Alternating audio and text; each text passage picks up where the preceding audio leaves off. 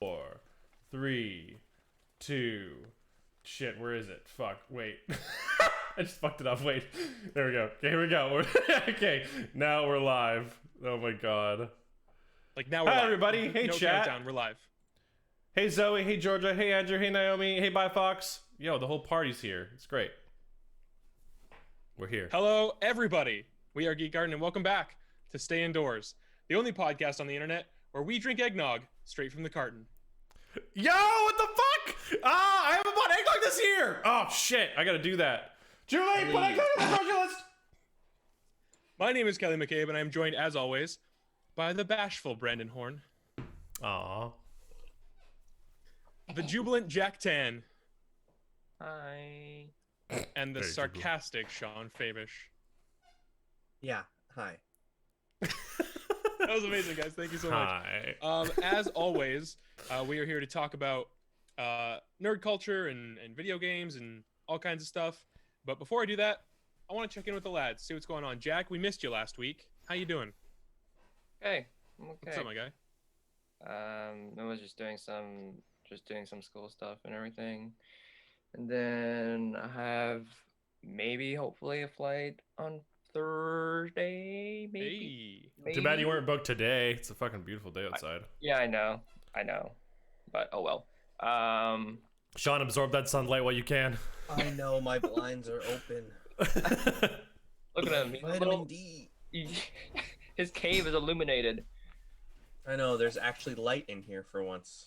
Right? Illumination. Good experience. No, and then what else? And then I'm just waiting for my computer. Apparently it's coming on Monday. I don't know, we'll see. Trying to get yourself a nice gaming PC, right? Yeah, well, the thing is, it's like I should get another computer because I don't know when my laptop is gonna fucking die, and then has a lot of things on it. So That's fair. Yeah, you have the same 2011 first series of steel MacBooks that we bought together like 5 years ago, Dude, 6 years 5 ago. years ago? No. It was the year before Julie and I were together, so yeah, like over 6 years ago. Yeah, dude. Nice, dude. And I mean, mine's still kicking, but I've had to replace some parts. You're still kicking, so you have to replace some parts, so about time. So But it's out of your frustration of not finding a PlayStation 5. also that too. And apparently there's like a restock that's going on Thursday. I can't do it if I have to go. Yeah, that's fair. Oh yeah. I will browse and I'll keep my fingers crossed. Again, it's not like there's anything really pressing to play. I know you guys want to play Cyberpunk on the new hardware, but like there's nothing like exclusive to next gen that's like a really must-have right now, right? It's not like God of War is already out. To be honest, a part of me just wants to grab one, not to detract from Jack's week, but a part of me just wants to grab one and just be like, okay, I have one. Who wants it for Christmas? Like, who wants it as a Christmas gift or whatever, right? Like, I was able to put one in my arms. Who wants to buy it off me for retail price, just so you're good to go? Yeah. Jack, anything else going on this week? Are you playing anything fun? No, not really. I haven't really played anything much or different. That is. So you get your besides PC. Ghost, so. Just still rolling on that ghost train? Yeah, dude, that ghost train. But yeah, Nice. no. Nice. What about you, Brandon? How you doing? Good. Really good. I've been just in a good mood this week. I'm just fucking. I'm ready for fucking Christmas. Just fucking give it to me. I want the break off work. But yeah, no, it's been good. Everything's. I'm just in a good mood. Nothing in particular happened this week. I'm trying to think if anything did. Julie's been buying a bunch of Christmas decorations, decorating the house. Oh, nice. Yeah, I think I told you guys on stream last night, but I like organized. Jack, you'll be interested to hear this. I put all of my Magic cards in binders, every single freaking one. So I bought a binder. I went to Walmart and I found binders that are like $1.70 each. They're just like thin black binders. I bought 17 of them, and then I bought 2 like boxes of pages from Stronghold. Wasn't enough. I have to go get more. And I had 200 pages, and every binder is a set. So I have like a set that's Zendikar, a set that's Innistrad, a set that's a binder that's Ravnica, and like so on and so forth. So nice. Like already, like literally I'll like find myself just kind of like wandering around, like maybe waiting for like the kettle to boil or something, and I'll be like, oh man, like Innistrad was great. I'll just like grab the Innistrad binder and just like flip through my Innistrad cards, and then I don't know, I just get like more inspiration for like whatever it is, like building a new deck or D&D or like whatever, and I fucking love it. It's a way nicer way to kind of like look, because before they're just like in boxes, and like I'm never gonna like go through and be like, oh look at Innistrad, and like pull out this pile and then just like flip through them. I'm never gonna do that. So yeah, I was stoked to do that, but I literally got a shoulder workout. I got a shoulder workout because I was just like, for like I kid you not, 6 hours just like putting cards into fucking sleeves and then like refitting them and reorganizing them. Yeah, I'm a big fucking nerd. Also, they're all alphabetized and all color pie. But anyways, that was my week. Jesus Christ. Alphabetized his Magic cards, of which he has more than 3,000. To be fair, there is a little number on each card, and if you just follow that number, it puts them in groups of color and alphabetized. So it does white, blue. A small number Shut up. on his card. White, blue, black, red, green, multicolored, colorless, and then in each of those, they're alphabetized. All right, man. I always go black, blue, because black is first in the alphabet, so. But it's not in the color pie. Well, not in the color coordination. Not. I always do just like for no reason when I organize mine. It's like, what is it? It's white, green, blue, red, black, I think. Because white and green are the best, and that's why they're first. They're first. Green is best. The only reason I know it really well is because of Wooburg. Like that's how people refer to the 5 color combo. Yeah, Wooburg, and Wooburg is white, U for blue, B for black, R for red, and G for green. So Wooburg. Mm-hmm. I think it's Blueberg. It's Whoa! What is my camera doing right now? I have no idea. It's trying to give you some tan. It's trying to color. Trying to give you color. Your face like gets orange. I love it. They finally Yeah. they saw your face finally in the camera. They're like, oh, we gotta make that look like a human. No. Yeah, I look really pale on my camera. It's really great. I promise I'm slightly darker than I appear. Slightly. Just slightly though. Like Just no, slightly. but like just slightly. Like a shade. Like a pale shade darker. But anyways, that was Sean, how my you week. doing? A slight loose amount of graphite and rubbed it on his forehead. Yes, I'm How grayer. am I? I don't know. I'm okay. The hesitancy alright. is very convincing. I know. How late yes, did you stay it's- up last night, Sean? Playing Don't I Starve. fucking went to bed later than I should have. We know that. Obviously. defense. Obviously, I always do. Which is nobody's fault but my own. And At least you admit it. That's fine. yeah, and I'm just like, I was like, ugh. And then I was laying in bed, and I literally just could not fall asleep. I literally fell asleep somewhere around 6 a.m. Oof. But I went to bed around 3. But I was like, okay, good. And then, yeah, obviously I slept through every single alarm known to man. From, I don't know when I set my last alarm. I can't use my phone to check, but it's there. So sleep schedule is still not better. Mm-hmm. That's it. Other than that, I've been streaming Hades. It's been going well. Yeah, it's fun. I think I might be streaming too early because we're not really getting a lot of traffic on it. But that's fine. Hades is really, really good. Like, Yeah. Hades gets Greek gods really well. Like their personalities are all really good and fun and stuff. Yes, like not only their personalities, but like how they feud, what they want. Like they've got this sort of false face, some of them. Like it's very clear that Zeus isn't sharing everything with you. That's cool. What? Zeus being a prick? No. Yeah. Just the amount of Greek mythology that's shoved into this game Cool. is so good because it makes sense. Like they don't take characters that doesn't make sense for them to be there, right? Like, and every single time somebody shows up, you're like, oh, you, that's awesome. The weapons, like for a roguelike, the game's really well designed because every single time you pick a weapon, it changes the game completely, like how you approach enemies, what builds you want, what you want to start doing, that kind of stuff. It's great. Yeah, so it's been making me happy, Nice. which is really fun. Other than that, yeah, life's okay. It's the same as always. Yeah, nothing crazy. Hanging out. Hanging out. Not a lot. I feel Not that. a lot we can do right now. I feel that. Can't really go Exactly. and- I've been trying to do some more writing. I actually got back to working on my comic again for the first time in like a long time. Nice. I go through these waves where like I'm like drawing a lot and I'm feeling really good and stuff, and then I just like suddenly feel like I can't draw. Like I just don't know how to do it. Nothing looks right, and like I don't know what I'm doing. As a former artist, I 100% understand that. For sure. So like, it's I just like don't want to touch anything because I feel like it's all gonna be bad, and then I'm like, but I really want to make this thing, so I go and I make it, and I was working on it for a while, and it was actually really fun. I've been trying to encourage myself to do it. I'm like skipping, like, dude, it's a mess, but I've been like skipping through the pages. I've got kind of like the rough pencil sketch of the whole thing, but I'm like skipping through pages of like which ones I want to tighten up and work on because they're just like more fun to draw. Mm-hmm. Like there's like a fight scene versus like fight scenes up here, and then there's like a conversation of people talking in an office is kind of down here, you know. Like I don't really want to spend a lot of time drawing it, but obviously eventually I will because I need to finish it. But Yeah. working on that, working on writing, and like, so I have like a lot of things that if I ever have more resources, or theoretically if I'm like collaborating with people, I could like try to make more books or more stories that I've just been writing like sort of rough outlines and like ideas for, but nothing that I'm like turning into anything right now. So that's just been fun. It's just been like trying to be like creative and working on stuff. And then obviously playing a lot of video games, most notably Hell yeah. Hollow Knight, because You've been sinking some My hours God. of that, my man. Yeah.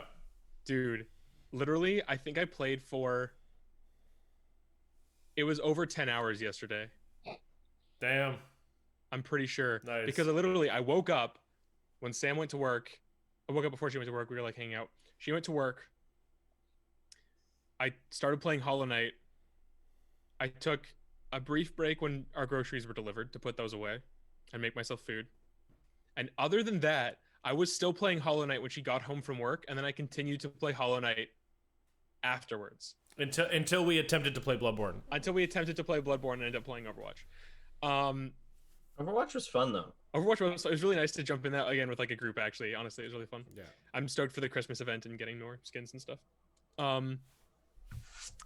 But yeah, it's so well designed, and like I've been hearing people talk about it for years, and you're like, yeah, sure, it's probably good, whatever. And then I actually played it, and I was like, holy shit, this game's fucking amazing. It's got like Dark Souls inspiration in terms of like the story is kind of, you don't really know what's going on right away, and you're kind of piecing things together as you go through, like talking to the occasional person you meet and stuff like that. And it also combines like Dark Souls level design with like classic Metroidvania level design, where new gates and doorways loop back in on each other, and like when you get new abilities and you explore a whole new area, suddenly you then realize that like a door that you saw like 7 hours ago, you now can open from the other side. And you're like, oh my god, this is this, and holy shit.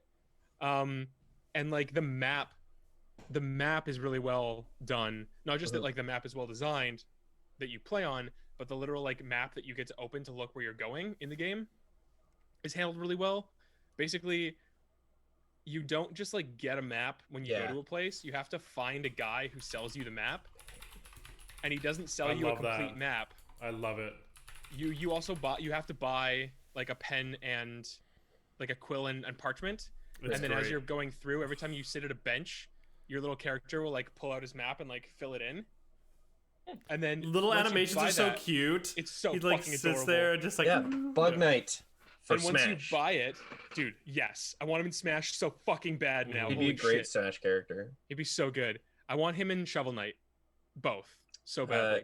Yeah, I mean Shovel Knight made it to something. Well, he was in Ukulele. No, Shovel Knight was really? Was he? Yeah. Oh. Shovel Knight's in a fighting game. I can't remember. It's like a Smash clone too. Oh, is it Brawlhalla? It's either Brawlhalla or the other one. Something of the. Is it like Champions of the something, or I don't know. I'll look it up, but it's not Brawlhalla. I don't think it's Brawlhalla. I think there actually are like there's like a Shovel Knight like sticker or maybe an assist trophy or something. Like I think he's represented in Smash in some way.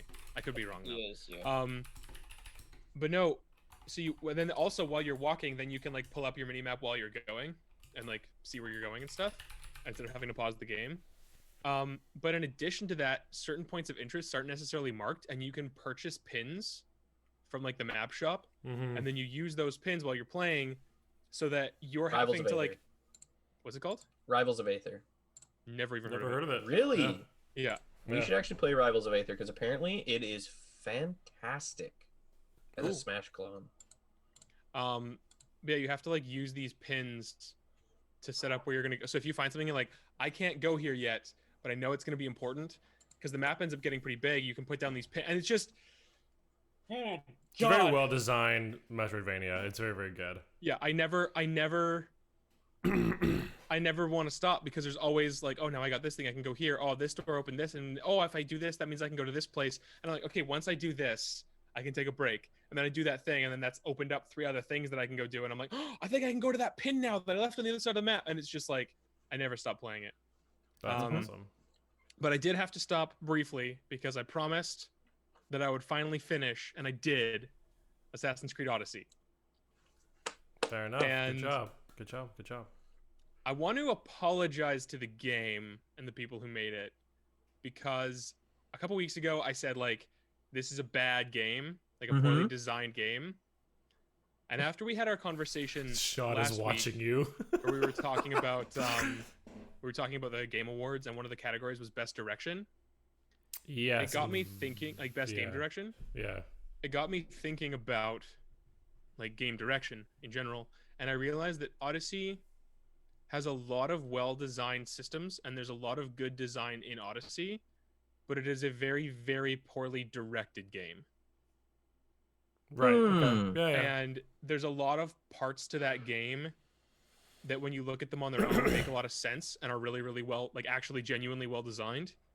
But they're not put together in a way that is satisfying a lot of the time.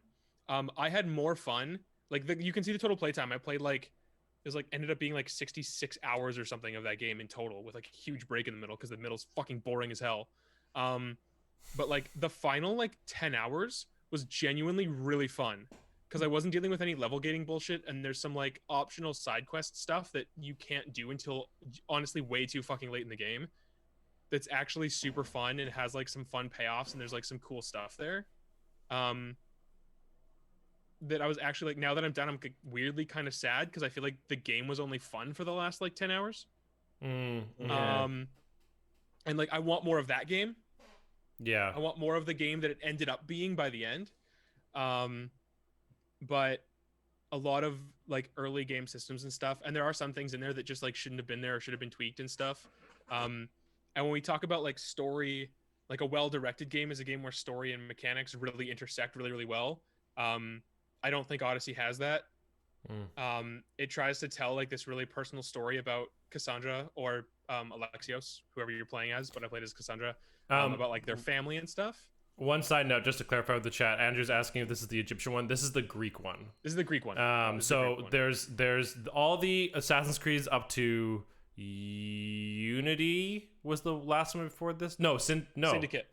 Was it Syndicate? Okay, yeah. Syndicate, which were like, I don't know, you can say it's like the old model. And then starting from Origins, which is the Egyptian one, they did this like more like RPG style game. And that's Origins, Odyssey, and now Valhalla. The one other thing I wanted to show is Naomi, longtime listener, good friend of the podcast and the group. Naomi tested negative for COVID after she had like a bit of a scare. So congratulations, Naomi. That's really nice. Stay safe, stay healthy, everybody. Continue, Kelly, with the story so I was just gonna say, Odyssey. It tries to tell this like really personal story, right, of Cassandra and her family, and like I don't want to get into all the specifics about it, but there's an interesting story there, genuinely, that's fun to kind of go through, and when you get those story beats, it's actually quite satisfying. But they're also trying to do this like really open-ended RPG system where not just like your weapons and stuff, but like where you can like make dialogue choices and like influence the story. Yeah. And sometimes that works really well, but it has a bit of like, there's a bit of an issue where it's kind of like a Mass Effect, like Paragon Renegade system, where you can either be like a really compassionate, lovely person or a complete fucking asshole.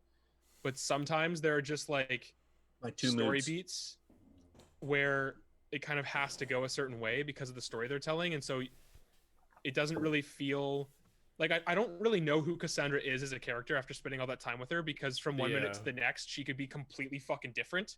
And I don't feel like I helped shape that necessarily in an interesting way, because there are certain moments that just sort of have to happen. And there are some fun times where like the thing you did has cool ramifications, and like there are moments where that pays off in a cool way.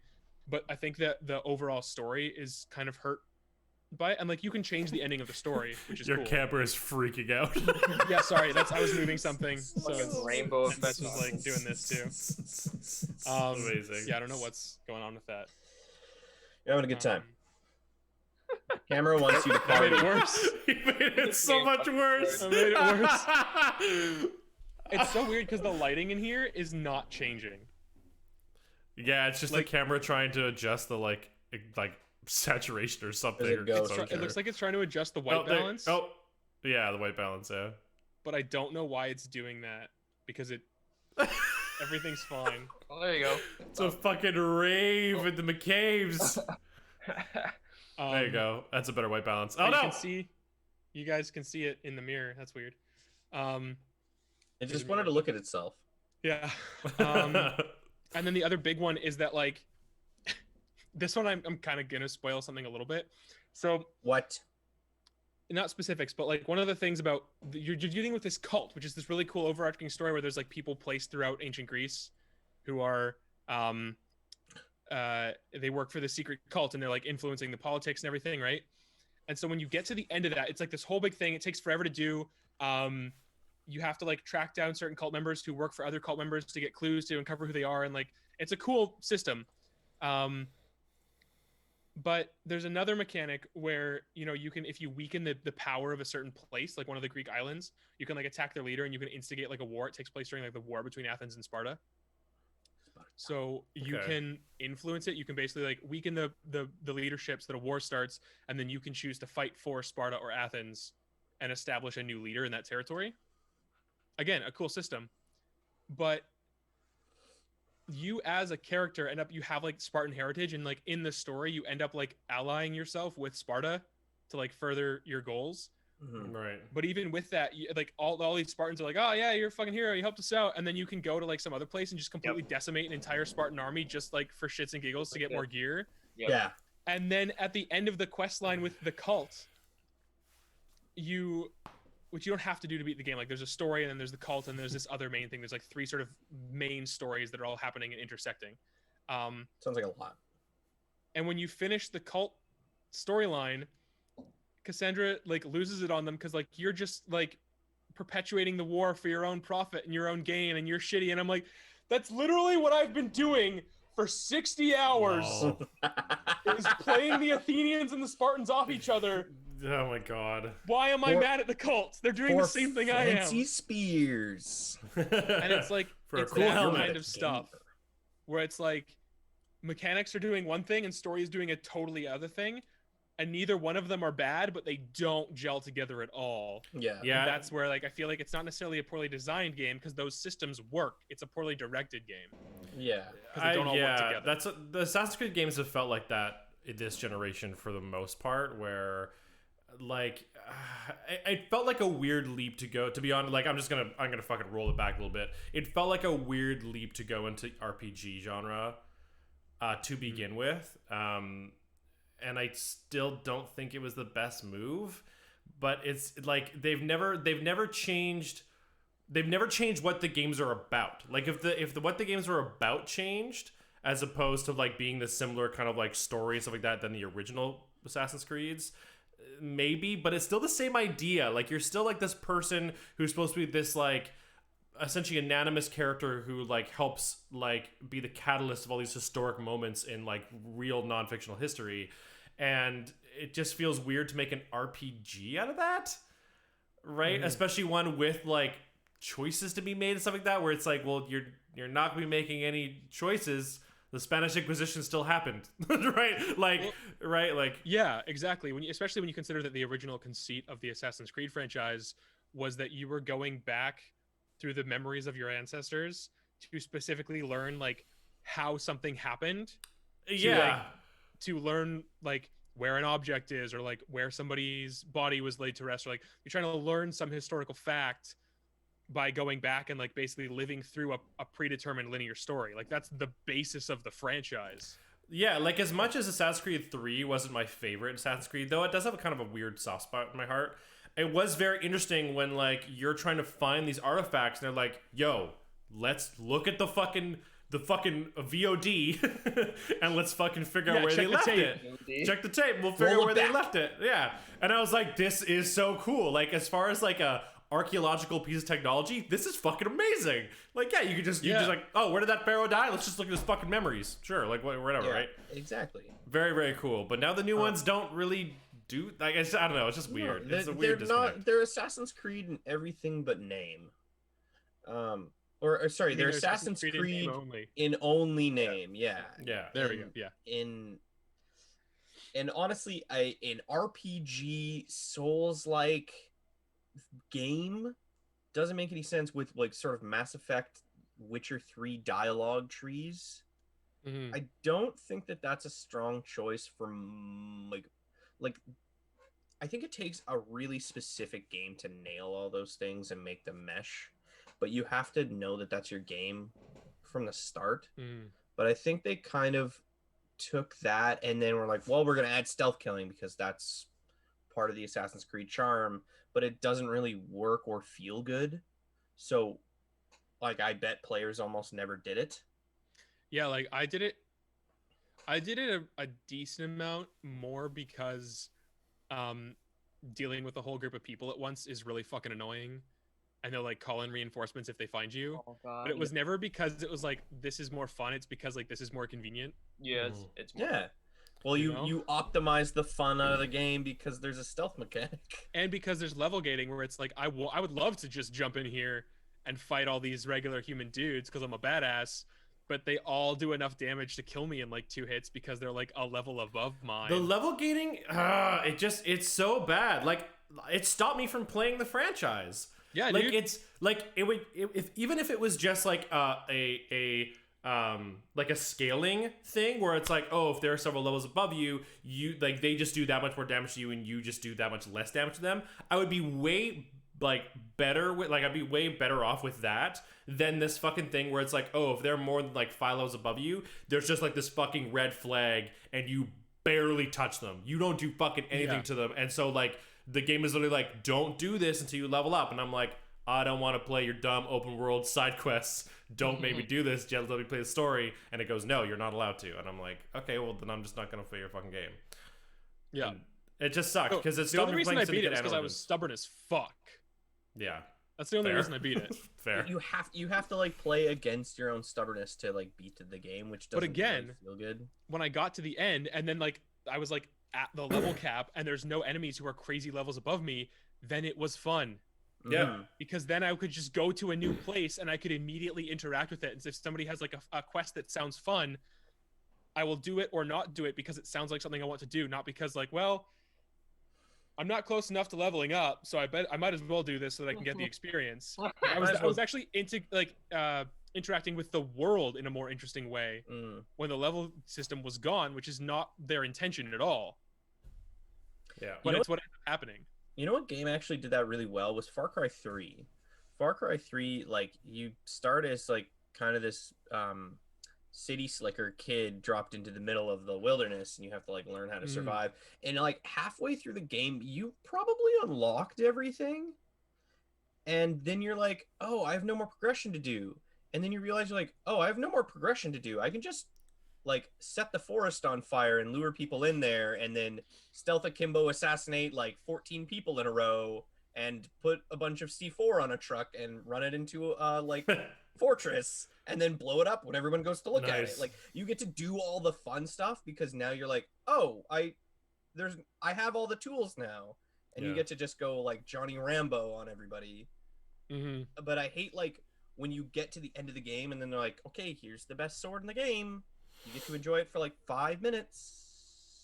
Bye. I've noticed that a lot more with games recently where they're like, hey, here's this really cool item. Also, congratulations for beating the game. And you're like, wait, but I can't use the item. It's like now. when Ghost of Tsushima gave you the skin at the end of the game. You're like, I wanted this earlier though. I kept going to the white dye merchant looking for it, and it wasn't there. Every time I was like, maybe it's there now. I know that feeling. Yep. You're like, But yeah, oh, like, great. Here's your new like, Game Plus skin. I'm like, was fuck it? You. I can't remember because I put it so long ago. But didn't Black Flag? Like, I remember getting through 1 through 3 and all the expansion games, like, not really with any problem of, like, getting capped or stopped at any point. It was like, yeah, you can, like, just continue doing the main quest. And I think there's a couple points where, like, the main quest, like, activates, like, a small side quest story, but it only takes, like, maybe 2 or 3 side quests to finish, and then it lets you go to the next main quest.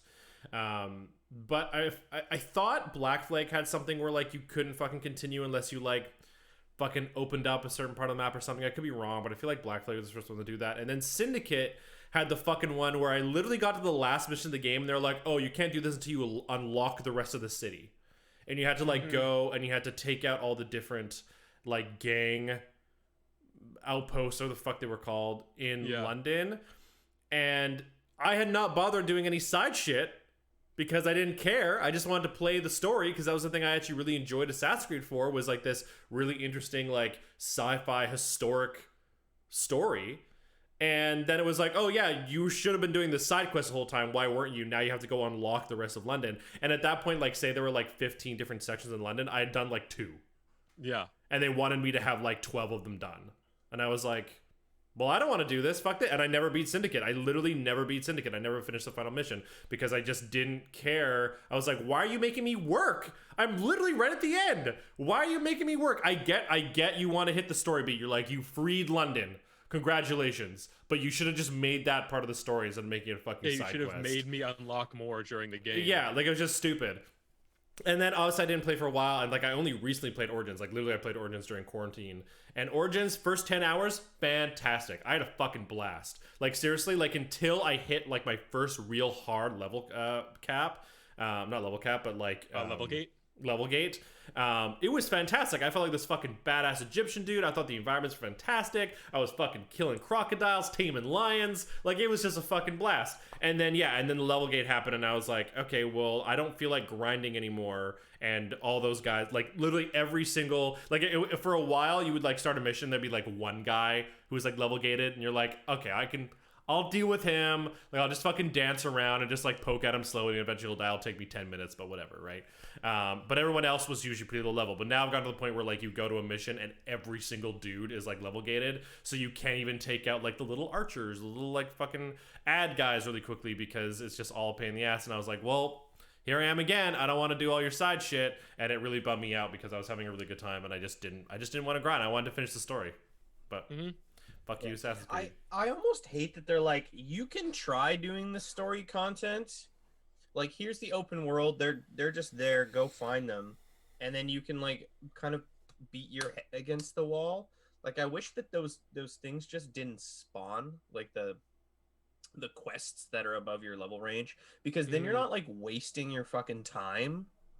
Going like, well, maybe I can do this. It's like, no, the game's like, no, you can't and you're not supposed to. So don't. Right? Like, yeah. That's like, oh, hey guys, let's play Dungeons and Dragons. Oh, by the way, there's a dragon over there. Someone's gonna give you a quest now, and it's gonna be, you have to wait till you're level 20 to do it. It's just gonna be something I remind you of every 5 sessions. Yeah, and act like it's your problem. Yeah, like, oh, that dragon's burning all those villages. All those people are dying. You guys should really deal with that. You guys should really stop it. Oh, it's just that you're not high enough level though. I almost do something about it. I almost wish that, like, and I feel like this would definitely be plausible. I wish they could take the linear story-based quests, the thing that I'd argue most casual players would come to do, and take those and just let them scale with the player. So every time you go to one of those missions, they're just a certain amount leveled more than you, just to keep the difficulty up. And you can play those. You could play the whole game and not do any of the open world content. Right? Obviously, if it's designed well, they'll encourage you to. Like, it's like, hey, if you like, there's crafting mechanics, if you hunt, and like there's these other outposts that will give you money and gear and yada yada yada. But if you really wanted to, you could just go to every story mission point and just fucking like and just do those, and they will just stay the same difficulty. And then if you want, you can go to the open world, and those things have like fixed leveled areas where it's like, hey, you shouldn't go there, much like an MMORPG. Like, you shouldn't go there unless like you leveled up. And honestly, that would be fine with me, because like I think that would just be more fun, because I'd like, and then I can go, okay, now I want to level up and grind, and I'll get there. And I'd even argue that would then get you to play the story, and then with the story level up, and then you'll be ready to kind of do the open world content, much like most like MMORPGs is designed. Like, it's like you do like your main quest line for like your character or your class, and then afterwards is when you like go out and do the raids, the PvP, like all that kind of stuff. And I feel like a similar model could work for some of these open world games, if they're going to put this much content in any of these Assassin's Creeds. You know what game did it really well was The Witcher 3. I was just about to say that. Yeah, it's just because maybe I just played it to death and I literally did everything I could in that game. But like that speaks to the game's like playability. Like, everything was fun to do in that game. All the side quests were really fun. I didn't feel like I was ever grinding for levels. I was just like, oh, well, that's level 14 and I'm level 8, so I'm gonna do all the level 8 stuff first. And then I was like, because it's like interesting content, find a woman, her pan, done. Always the pan. Always the pan. Always the pan. But I noticed that all the like story missions are pretty much within a level of each other. So every time you do one, you almost have enough level to do the next one, and then the next one and the next one. So they just kind of breadcrumb you that way, where you're never like over leveled for the story if you just play the story, but you're never like not playing the story. You know what I mean? To be honest, The Witcher was fucking not to get too sidetracked here, but Witcher was fucking genius, because I remember at the very beginning of the game, you would get quests that were like, hey, this is meant for someone who's like level 20, 30 something. And you're like, what? And you go, okay, obviously I'm supposed to hold off on that, right? And then when you're in the starting area, you get all these missions that are for, level 3, level 2, level 4, level 5. And as you progress through the story, each area kind of has like these side missions that also pertain to the level that you probably will be when you're in that level. And then you finally like get close to the end of the game and you go, oh yeah, there was this fucking monster contract back in, wherever the fuck I was. And it's like level 20. Let's go fucking do it. And you go back and it's fucking awesome. It's so, so cool. But that isn't widespread. Like most of the stuff you get, it's like in your level and you're ready to go and you can do it. And yeah, I know it's the same thing with the story mode. It was like, even if it was like level 2 above, good chance I'd go to my side quests, find a couple of side quests that were like a level 2 below. And then by the time I finished those, I'd be up a level and then I'd be ready to go to the next story mission. And it didn't take fucking commitment and grinding to fucking get it. And the other benefit is that Witcher 3 side missions are amazing. So good chance I'd go do that side mission. I'd be like, oh, that was actually really fun. I'm glad I did that. And now let's go back to the main story. Mm-hmm. No, totally. Makes a huge fucking difference. There was something else I was going to say about the Assassin's Creed games. I think I was just going to say, like, I'm sad because I want to play Valhalla, but I'm like you, Kelly. Like, I don't want to play it until I've beaten Origins. And the funny thing is I never fucking beat Syndicate, but I literally was right at the end of the game. Really But like, I want to beat Origins and Odyssey first playing Valhalla. And much like you were saying, like there are mechanics, and especially the world itself is very pretty and very beautiful to play. Like there are things about the game I do like, and everything I've heard about Valhalla is it's less shit. It's less garbage. It's still the same game, but there's just less fucking like open up your map and you can't even see the goddamn map because there's fucking things everywhere for you to do. Like there's just less of that, and that's like that's what I want from an Assassin's Creed game. I want something more like Ghost of Tsushima or like Breath of the Wild, where like the world isn't there to fill with missions. The world is there just for you to explore and discover stuff just from visuals, not because there's a fucking cliff on the map, right? You just find a cool cliff because you find a cool cliff, and that's all it is. It's just a fucking cool cliff. And that's it, right? And you like maybe you hear somebody calling for help, and then you explore and you find them, and there's like a little side quest where you like rescue them from something or like whatever, right? Yeah, like both Breath of the Wild and Ghost of Tsushima are great for that. Like they're fantastic, and it's so great. And I just wish Assassin's Creed was more like that. But something else I was just going to point out is that like the story in the first 5 games. Wait, Assassin's Creed 2, Brotherhood, Revelations 3. Yeah, 5 games. Jesus Christ. The Desmond Chronicles, yeah. The story in that, though the end being like kind of like goofy, like in hindsight, kind of goofy and cliche. To be honest, at the time was still like a lot of fun, and I thought it was so interesting, like having like. If you told me that this is where we were going to be with Assassin's Creed back when like we were playing like Brotherhood or Revelations, I would not have believed you.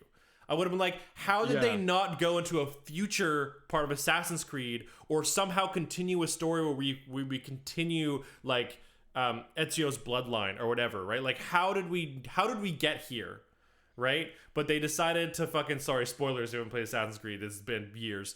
Like how the fuck did they get to like killing Desmond and then it being like a corporation with just like random people who just look at memories, and then at that point it's just like, hey, let's go to the Caribbean, like, hey, let's go to Egypt, this is fun. And it doesn't make any fucking sense. It's so stupid, and I'm so sad because I thought the story was so cool, and then they're just kind of like wanking it for no reason. Like they're like, hey, look where else we can go for no fucking reason at all. I will say the Black Flag to Syndicate years were really weird for that because Abstergo was just like, everybody's playing VR Assassin's Creed in the game, and that you're just a player. It was fucking weird. But I will say that starting with Origins and then it follows through Odyssey and then into Valhalla, there is like a new modern day protagonist, and they do almost nothing with her for like. Sorry, 1 second, my headphones are being weird. God damn it. Well, I'm listening. Fuck you. They do almost nothing with her for like the entirety of Odyssey. Yep. And then like at the very end of some of these really cool quest lines, you start to get some like payoffs for that. Yeah. And you're like, why wasn't there more of this in the game? This is cool. You know what? Because they don't care. They just were like, here's a bunch of content, shove it in our games. Bloat it up. Doing the main storyline, but then you're not doing the main storyline because you're doing the other storyline to level up to do the main storyline. Yeah, it's bad. Yeah, but there are people who do care. That's the thing that's frustrating, is there are clearly people who wanted to do cool things with Assassin's Creed, and they just couldn't They were like, It's so annoying. Ubisoft, the Assassin's Creed game where we put all this garbage, but this is like a gourmet dish. Yeah, And you want me to throw it in our trash bag? Okay, we're gonna put it on the top, so they gotta go from the bottom up to get to it.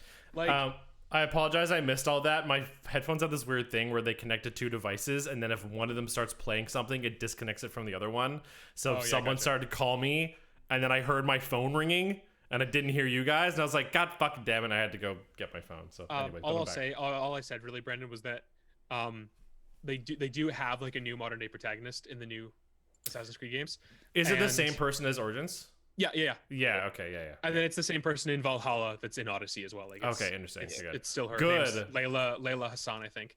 Cool.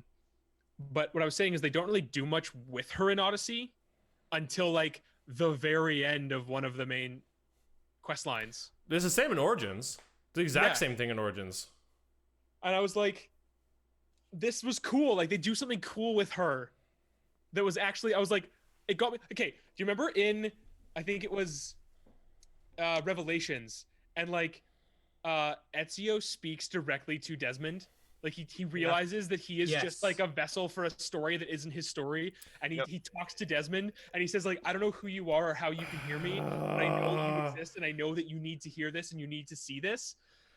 They have a moment at the end of Odyssey that gave me those feelings. Like, they genuinely, I was like, holy shit, Assassin's Creed is cool again for like 5 minutes out of 76 hours.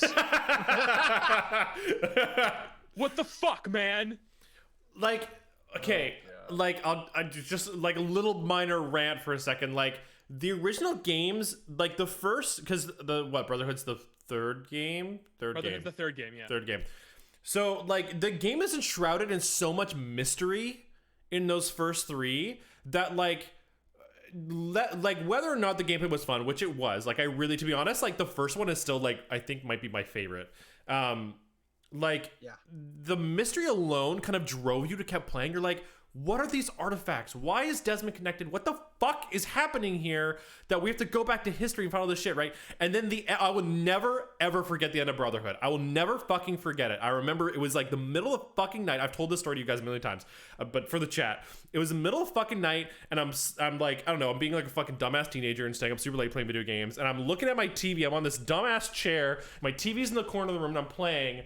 And fucking, who's it? Like Minerva? I can't remember who the fuck it is that's talking to you. Yeah, Minerva. And she just turns and looks at you and starts talking to you, and you're like, what is happening? What the fuck? And like Ezio, even like the character, your main character is freaking out. He's like, who are you talking to? And it's just like this so fucking surreal moment where you're like, right? And then obviously a little bit of time passes, you realize she's talking to Desmond, but also like you are Desmond, so she is kind of like talking to you. And I was just like, my mind was just like fucking blowing up, and I was like, I couldn't believe it.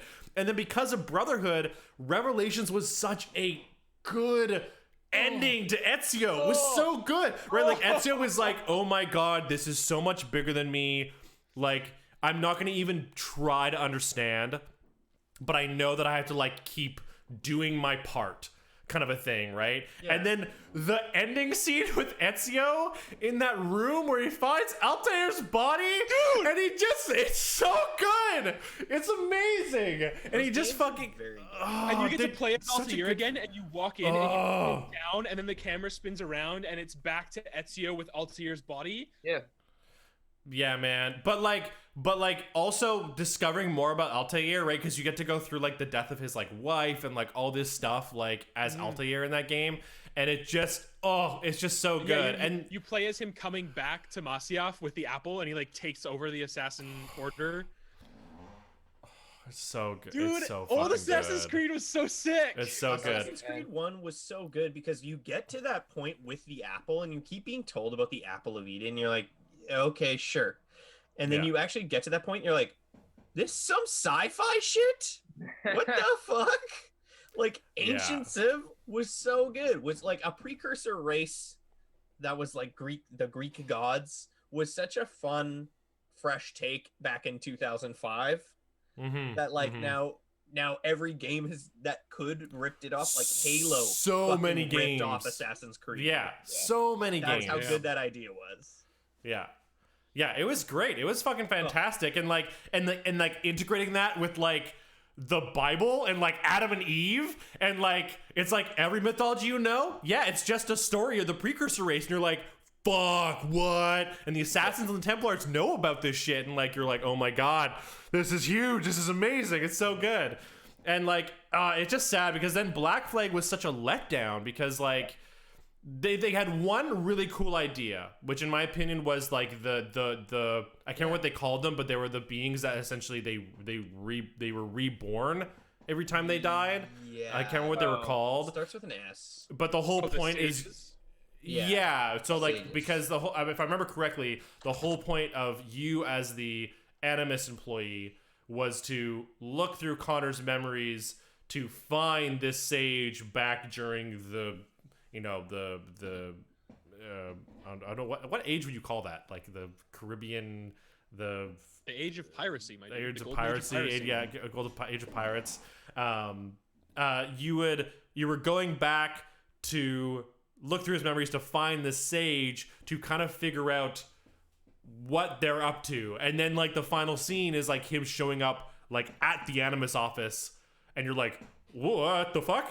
What are you doing here? What the shit? And like that was kind of cool, but like beyond that, you didn't really know like why you were playing the game most of the time, and I don't even think that objective comes up till way later. Like you are like, I think the idea is that like you're just an employee and you're like, oh, I've been told to go through this guy's memories Yeah, for you're sure. just an employee, and then what are the names? Sean and Rebecca end up kind of like getting you to start working for the Assassins. Right, Sean. From the Yeah, inside. he talks the English guy. I remember Sean Hastings. Yeah. Yeah. Yeah.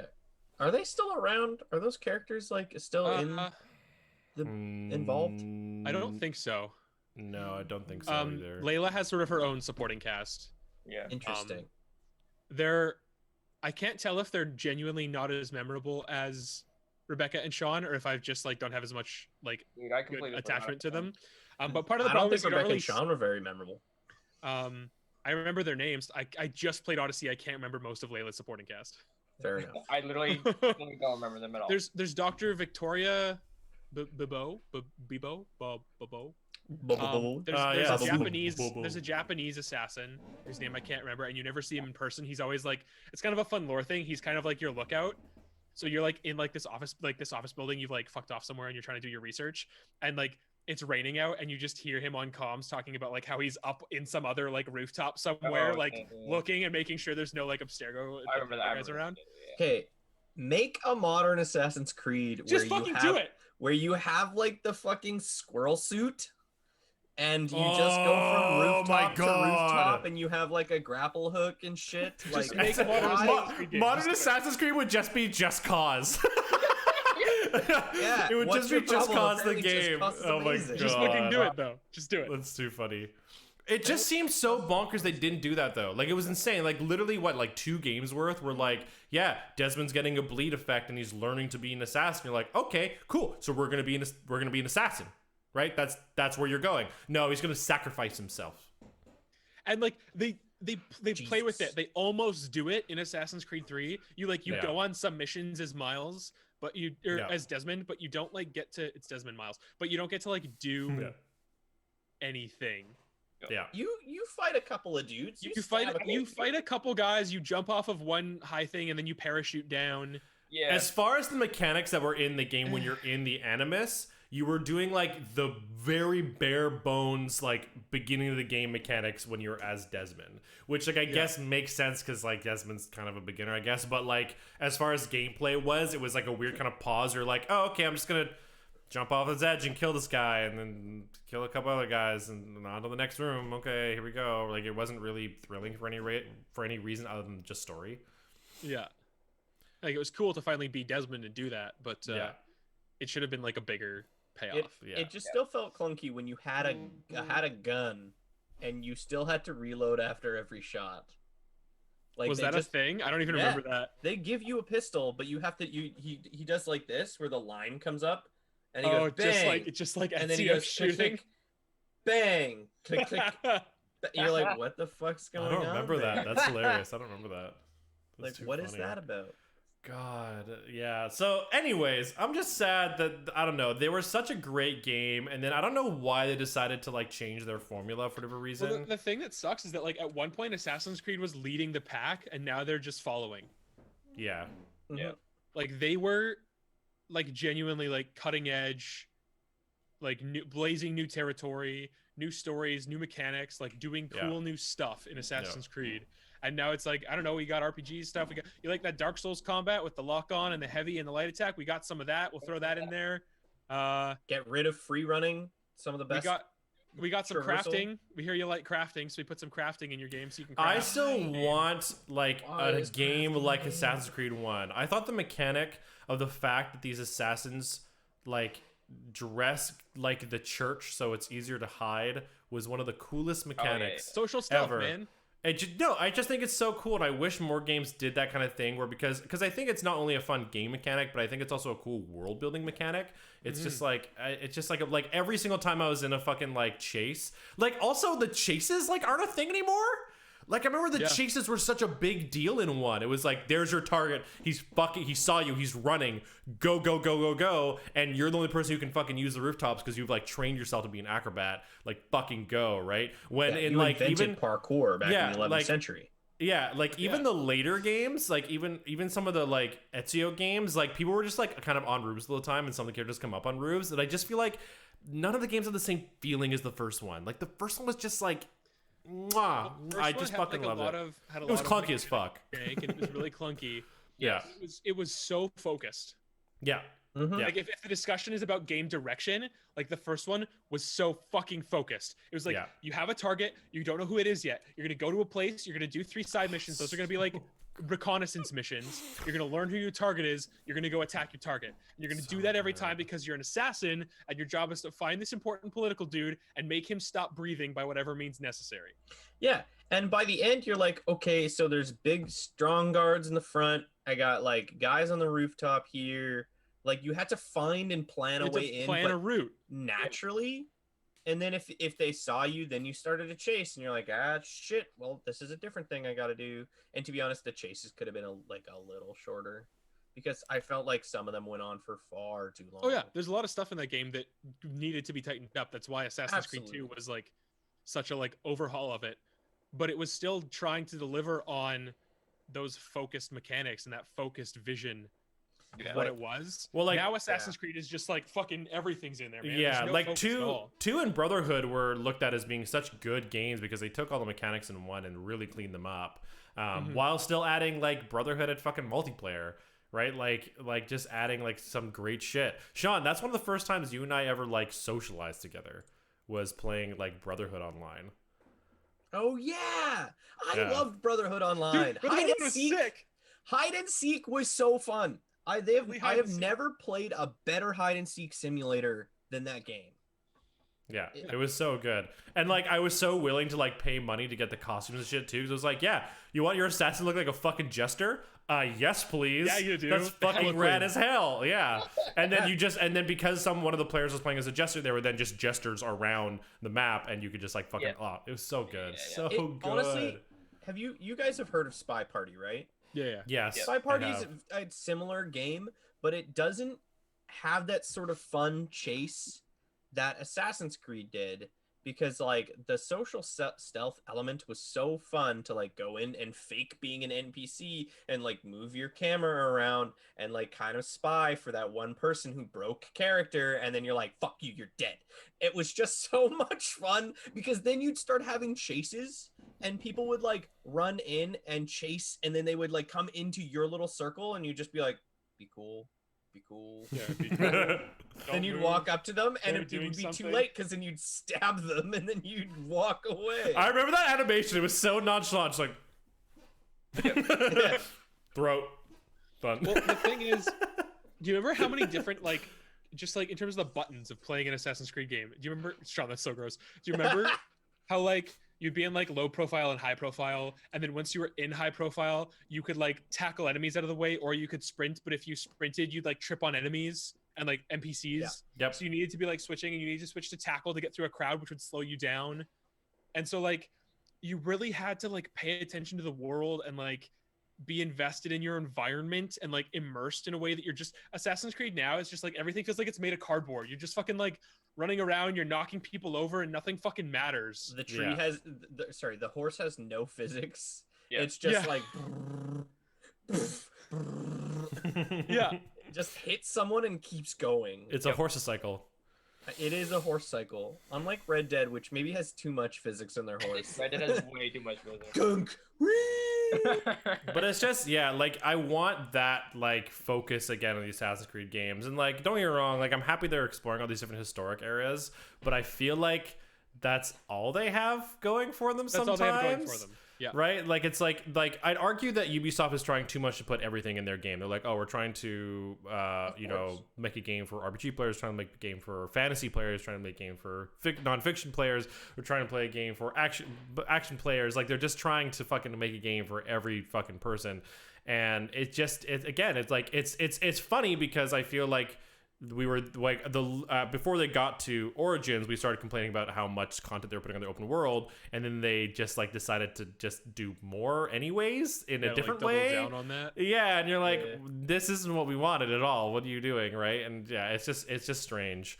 And I'm sad that the Assassin's Creed franchise I used to know and love no longer exists. But I'm hoping it sounds like it's starting to come back, at least a little bit. I hope so. Really have social stealth in the new one. I don't know. I haven't played it, so like I don't know how much it comes up or how much you can use it. But you can literally like flip up your HUD and walk into a crowd, and it does the thing where there's like the like little gray white outline on the ground of like you being in that crowd.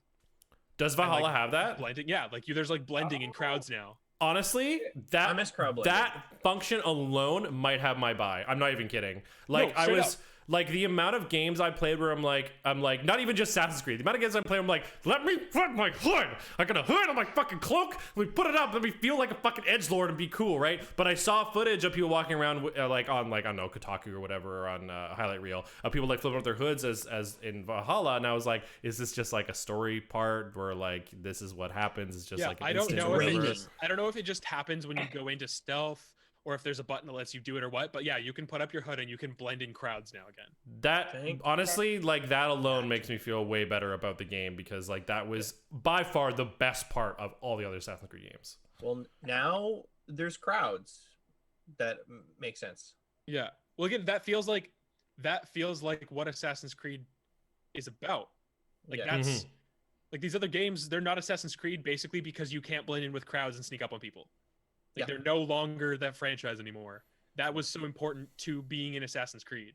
Social stealth and assassinations. Were The whole key part, pillars. the whole Yeah. point of the Assassin's pre-run it. Creed was that they were an organization that no one knew about that were the catalyst and perpetuating historical events. So the fact that you're just like in Origins and even I'd argue like Syndicate and Odyssey, you're just like this dude who's like, yeah, I'll fucking help you, sure. And then like it has nothing to do with like being sneaky or anything. You're just like, I'll help you kill that guy. I'll help you do this. And you're like, what happened to the whole like no one's supposed to know about us thing? Because I feel like people would know about you. Like you're literally like an assistant to Cleopatra. So You know Cleopatra? yeah. I mean, like, to be it's- fair, like in the case of Origins, it was specifically like the Assassin's Order doesn't exist yet. this is true. This is And true. like you kind of end up making it by the end in a really ham-fisted kind of way. In But Syndicate, though, you're literally a dude who puts a fucking gang together and like takes out like the corrupt in London. No one's gonna fucking know about you or your twin sister. Like, come you on. could argue that knowing about the person versus knowing about the organization is different, True. Yeah. and that could be a viable thing. And in that game's credit, Evie makes fun of Jack for doing that. Yeah, he does. Like That's true. it's in the story. She's like, "We're supposed to be hiding. Stop with your fucking stop with the Rooks. It's fucking Yeah. dumb." Might I He's add- like, "I've always wanted to make a gang, the Rooks. Let's go." And he's just like this dumb fucking street brawler. It's Like, like, might I I add- shouldn't have been an Right. assassin. I'm the worst person to grandfather into a secret society. Hey, did you know I'm part of a secret society? and he's just off there being an actual badass and doing. Yeah, assassin like shit. like to be fair, Jack and Evie are some of the best characters, to be honest, from the Assassin's Creed franchise. They were I a think lot it's of actually fun. Jacob. I said Jack, but I think it's Jacob. Jacob and Evie. I don't know. They're a lot of fun, and honestly, like the idea of like these twins and like Evie's like 100% like, yes, I'm an assassin, I'm stealthy, no one knows who I am, and then she has this fucking twin brother who's like, all right, mate, let's fucking go. I'm like, no, that's great, that's fantastic, because the whole story has you being like, Jacob, can you fucking stop? Like, holy shit, and that's just kind of fun to do, right? But yeah, they were great characters. Like, I really enjoyed them. Gunk. Yeah, no, like honestly, the fact that like they had these two different characters and one was more stealthy than the other, you could both play them as both, but like Jacob like preferred to just fucking like brawl it out. It was so much fun. It was great. I thought that was a great twist. I will always love. Speaking of the hood, Sean hated this, but I will always love that when you go into stealth, Jacob takes off his hat and puts on his hood, and when you stand up, he pulls where his does the hood hat go? Dude, he's got so many pockets and shit. He's an It's assassin. a top hat. It's not a top hat. No, it's like not. a little. It's a top hat. No, he doesn't. It's like a little. You The can little give cap. it a In the top in the hat. DLC you can get a top Sure, hat. maybe you can add a top hat, but like the default one is like this little cap. But top You can hats just can fold like up. Top also hats, okay. fold? You're worried about the hat, yet he has fucking like guns and weapons galore and different outfits in his fucking pockets. Since they're in his pockets. A whole other No. outfit, Sean? Yes. A whole hat. Where's it? Like if gonna I'm in the go? middle of streets in London, I go, I want to change my He's outfit. And I like can just select it from my Superman. He goes backpack, into and then a they go. phone booth and Phone spins booth didn't around. exist. It's Victorian London. Where do you think Doctor Who came from? Not Victorian London. Unless I always liked it. I always liked the little hat, and then he's like, "I gotta be sneaky," and he takes it off and puts the hood on when he crouches and stuff. I didn't like it. The thing is like I'm such a weird gamer where that shit gets me rock hard, like in a fucking like enjoyment sense. Like it's just the little animations that go, yeah, I Okay. go stealthy, so I put a hood up, and like I just love that shit. It's the stuff that makes me have the most fun, like using the different mechanics. But if it's as simple as just like I don't know, my sight changes and like I don't do anything else, I'm like. When you go from like stealth mode to like regular mode, I'm like, Well, I also love it because like talking about social stealth and the hoods and stuff, like hoods for somebody who's like jumping on buildings and fighting people doesn't make any fucking sense. Huh?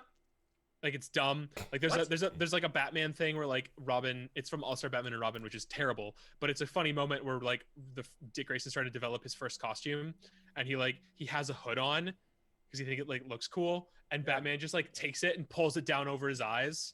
And is like, that's such a liability in a fight. Like, that's fucking dumb. And like, if nobody knows you're there or anything, you know, having a Why hood the red hood has a hood. doesn't make you stealthy at Fucking all. Batman. But if the whole point is you're trying to blend into a crowd, the point is they can't see your face. They don't know who you are. So like Yeah. the hood being the social stealth mechanic makes sense. And it's like a way to mechanically and narratively justify the fact that hoods just look cool. What? How dare you? But I mean, there's still a reason why like muggers and like robbers like usually wear like a mask and then like a hood. Yeah, so so you you don't see can't their face. Like it recognize literally is a them. It's like- functional thing, right? But yeah, in a Yeah. fight, obviously they're kind of annoying, but because it takes out your peripheral. But Yeah. And somebody can But- pull it down. And it's something to grab onto. Naomi says the hat goes under the hood. It's just close-up magic. It looks like he pulls the hat off, but it literally just goes like, whoop, and then- Yeah. He Perfect. palms it. Yeah, he palms, just the palms whole it. Hat. He He just palms palms the the whole hat. hat and puts it Palms up the his whole hat. sleeve. It's just, it's gone. But anyways, Assassin's Creed got a soft spot in my heart, but I hope it does better. But I am very, to be honest, it's stupid how much I'm now interested in Valhalla though because of that one fucking mechanic. Yeah, dude. I'm very It's interested. Although But an I, axe though, but I've you don't heard have the from Spartan. If you Kelly, play- should I Yes. just I don't buy know. it. play Odyssey? No. No, Dude. Just no. look up all the story beats. Like that's what I kind of thinking. I was like, should I just like watch like Just a watch cinematic video on YouTube and it's just like all the cinematics? Just watch it, honestly. Okay. Anywhere than that.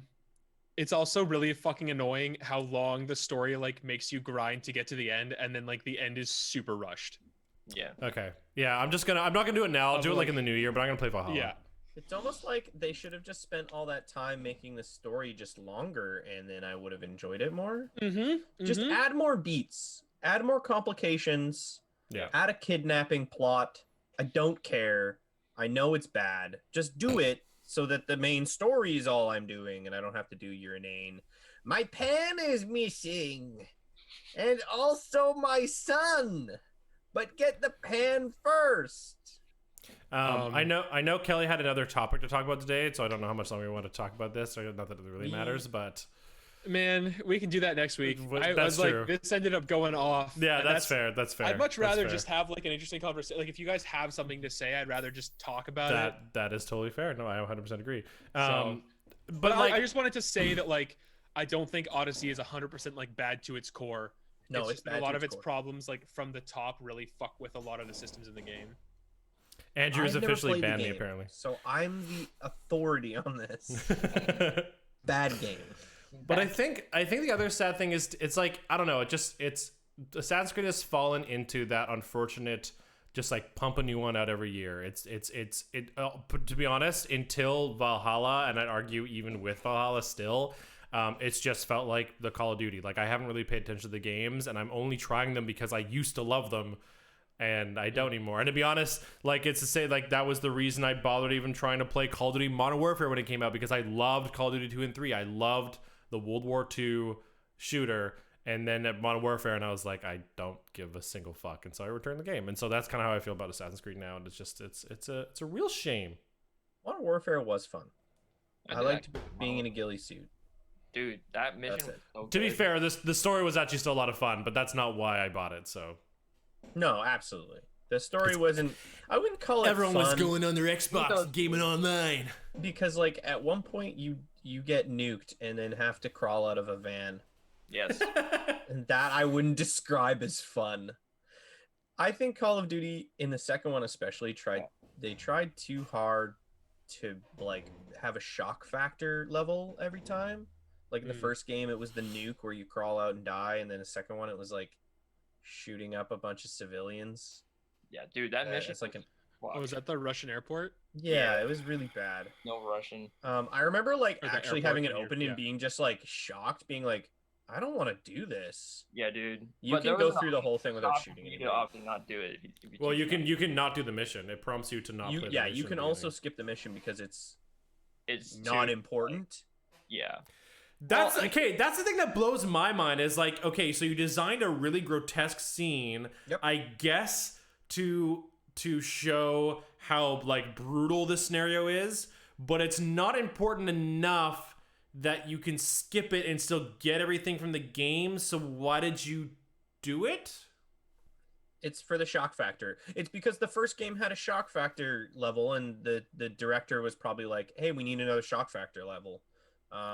Two and very different I think shocks, it was just though. in really poor taste. Oh, very poor taste. Like very it's poor just taste. it was really really awkward and clunky and Well, ham-fisted. the interesting thing about that, like to me as someone who's like obviously not invested in Call of Duty even a little bit, Me either, really. but what I find interesting is that narratively, you know, they're kind of trying to address some of like the horrors of war and like how like terrible it can be and how like violent it is and how just awful it is. But at the same time, the Call of Duty franchise exists in like this domain of like glorifying war and people wanting to just like run through real world conflicts and just like shoot fictional versions of basically people that actually existed. Like I find it very strange personally, like the fact that people want to like play through World War II, like one of the most traumatic, horrific events in human history. They're like, oh, it's fun to play and shoot the Nazis. It's like cool, but like real people died. Like I just find that really weird myself. But It is a Call hard of bridge to Duty get. as Call of Duty, a franchise, exists basically to do that, right? To let people play through these things and play through these conflicts in like a setting that is like fine. Like if you're playing Call of Duty, you're not actually shooting real people, so it's like you're going through this thing. But then narratively, they're trying to talk about the horrors of war, and it's like you can't really have both. like- You can't glorify it and make headshots satisfying and have all your sound design that makes killing people fun, Yeah. but then also be Yeah. like, oh, but war is bad and we shouldn't do it. You know what game does that message really well is Spec Ops: Spec Ops The Line. Yes. Yeah. I know I've said that before, but No, I know, and Yeah. I've watched video essays on it, and like I know that game, and I do know that it does that very well. I just like that game gave me such a visceral feeling of this is fucking awful and I don't want to do this. And then by the end you're like, yeah, this is pretty much like Heart of Darkness and stuff and like similar motifs of that story, but it does it really well. Like I don't know if you guys are ever gonna play it, but Probably not. there's one part specifically where it's very minor, but your character, when he gives orders to your squad mates, is just very like, like to the point, like shoot that guy, like get over there, da da da da. But as the game progresses and your character starts to become a little bit more deranged, his language becomes more aggressive, and he goes, "That fucker over there dies," and like shit like that, and like move the fuck up, like that kind of stuff.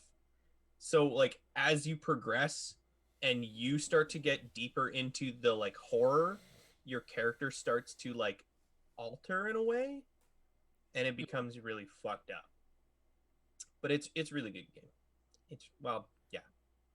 It's an okay game with good like storytelling devices. Yeah, like good theming Yeah. and good direction. Good direction. Good game direction. Yeah. Like the game's got good direction. And then the actual game itself is moderately fun. It's a cover-based third-person shooter. Like it's the same as all the others. The conversation, like, just to kind of reiterate what you were saying about, like, you don't really understand why people would want to play like a game about World War II, because it's like that's like an actual atrocity that happened. I 100% respect that and get that, and like I would never be like, wow, you fucking weirdo, like it's just a game. Like no, like 100% get it. But I think it's okay to, like, I mean, obviously this is a more like interactive medium, and it is focusing specifically on the violence. But I mean, people also obsess about like the paraphernalia of the war, and like, they do like model kits on like the planes and the tanks and the guns and like all that kind of stuff. And I think whatever way lets you engage with the history and like learn the history, I think is for the most part okay. And I think it'd be different if most of those games, maybe had you playing as like a specific person who like did a specific act, and like you're now the person doing that act. You're like, okay, this is kind of a little weird. Like I'm literally playing history, when in most of those games you just play as like a soldier. Like it's pretty like generic. Yeah. Like it's like you just playing a soldier that was there during that battle, or whatever. So you can kind of like write your own narrative or whatever, even though it's this historic event. And yeah, I don't know. Like I still think like if that makes you uncomfortable, that is more than fair. Like yeah, you're playing as like, you could pretend you're your fucking grandfather, and it's kind of fucked up, right? I think it'd also be a little fucked up if it was more from like a Nazi perspective, maybe. Like that would be kind of weird, right? Like maybe it's a little better that it is usually from an ally's perspective, and you're like, yeah, fuck Nazis, which most of the time I'm like, yeah, fuck Nazis. But the reality is that there were a lot of fucking innocent people that died on the other side too, obviously. Yeah, like there are a lot of German soldiers who didn't support the Nazi party, but they were just they were German soldiers. That was the party in power. Yeah, that was your nation's army. Right? Like, so Americans don't wholeheartedly support Trump. Yeah. I also think there's enough of a disconnect, because like with World War II, at that point, like I don't know when Call of Duty 1 came out, it had been like 60 years since World War II ended, right? So like you're talking, there's no one who's probably playing this game who's like, oh my god, like this is so real, like holy crap. Like there's a disconnect because the technology is different, the places are different, people sound different. Like it's just, it feels like, and like anything in history, it feels like a story as opposed to it being like real life. When the problem that I had with Modern Warfare was then like, this is a conflict that's like literally happening right now. This is weird. It's weirdly propaganda. This is something that could happen tomorrow. It's like those draft posters when you're drafting for war. It's like that. No, that's exactly what Call of Duty exactly what it is, right? Yeah. So so whatever feeling, like say whatever feeling you were getting, Kelly, from like that makes you feel uncomfortable about playing like the original Call of Duty, or any World War II game for that matter, Brothers in Arms, whatever.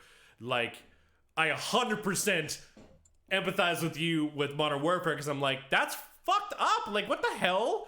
Like this is happening in a part of the world right now. You're playing as a dude who's shooting other people. Like it's it's kind of fucked up. But again, at the same time, it's a video game, and there's a disconnect because obviously the multiplayer is just like you and other people shooting each other and like whatever. Like the skin is the war in the other world, but the story mode, like yeah, it's weird. It's I don't know how I feel about it.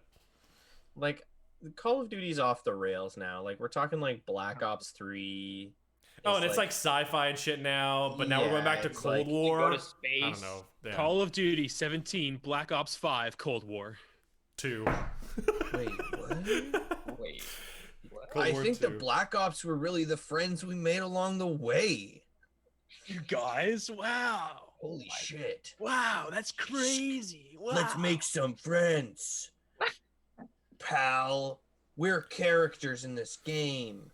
Well, I think it's also kind of funny because like I don't know, like I would like many other mediums of art, whether it's books or movies like that, I'd argue that a large part of those mediums are usually obviously the fictional medium, the creative medium, a lot of fantasy, a lot of sci-fi, a lot of noir, a lot of whatever it is that you're into, right? But there'll always be like war novels and like war movies.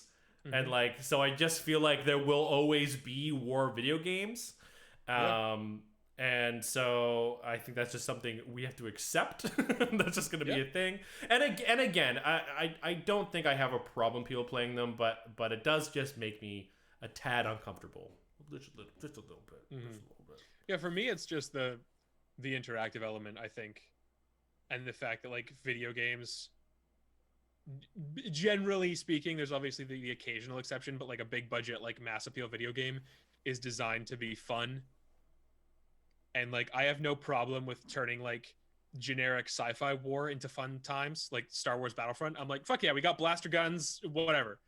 But I chafe a little bit at the notion of like, let's make World War II fun. Yeah.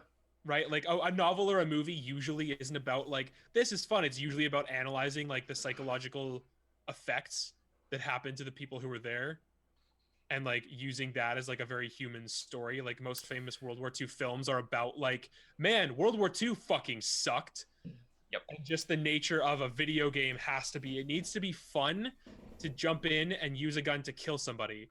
And using that in a real world conflict is just weird for me. That's true. Would you not say you enjoy watching a film though that way?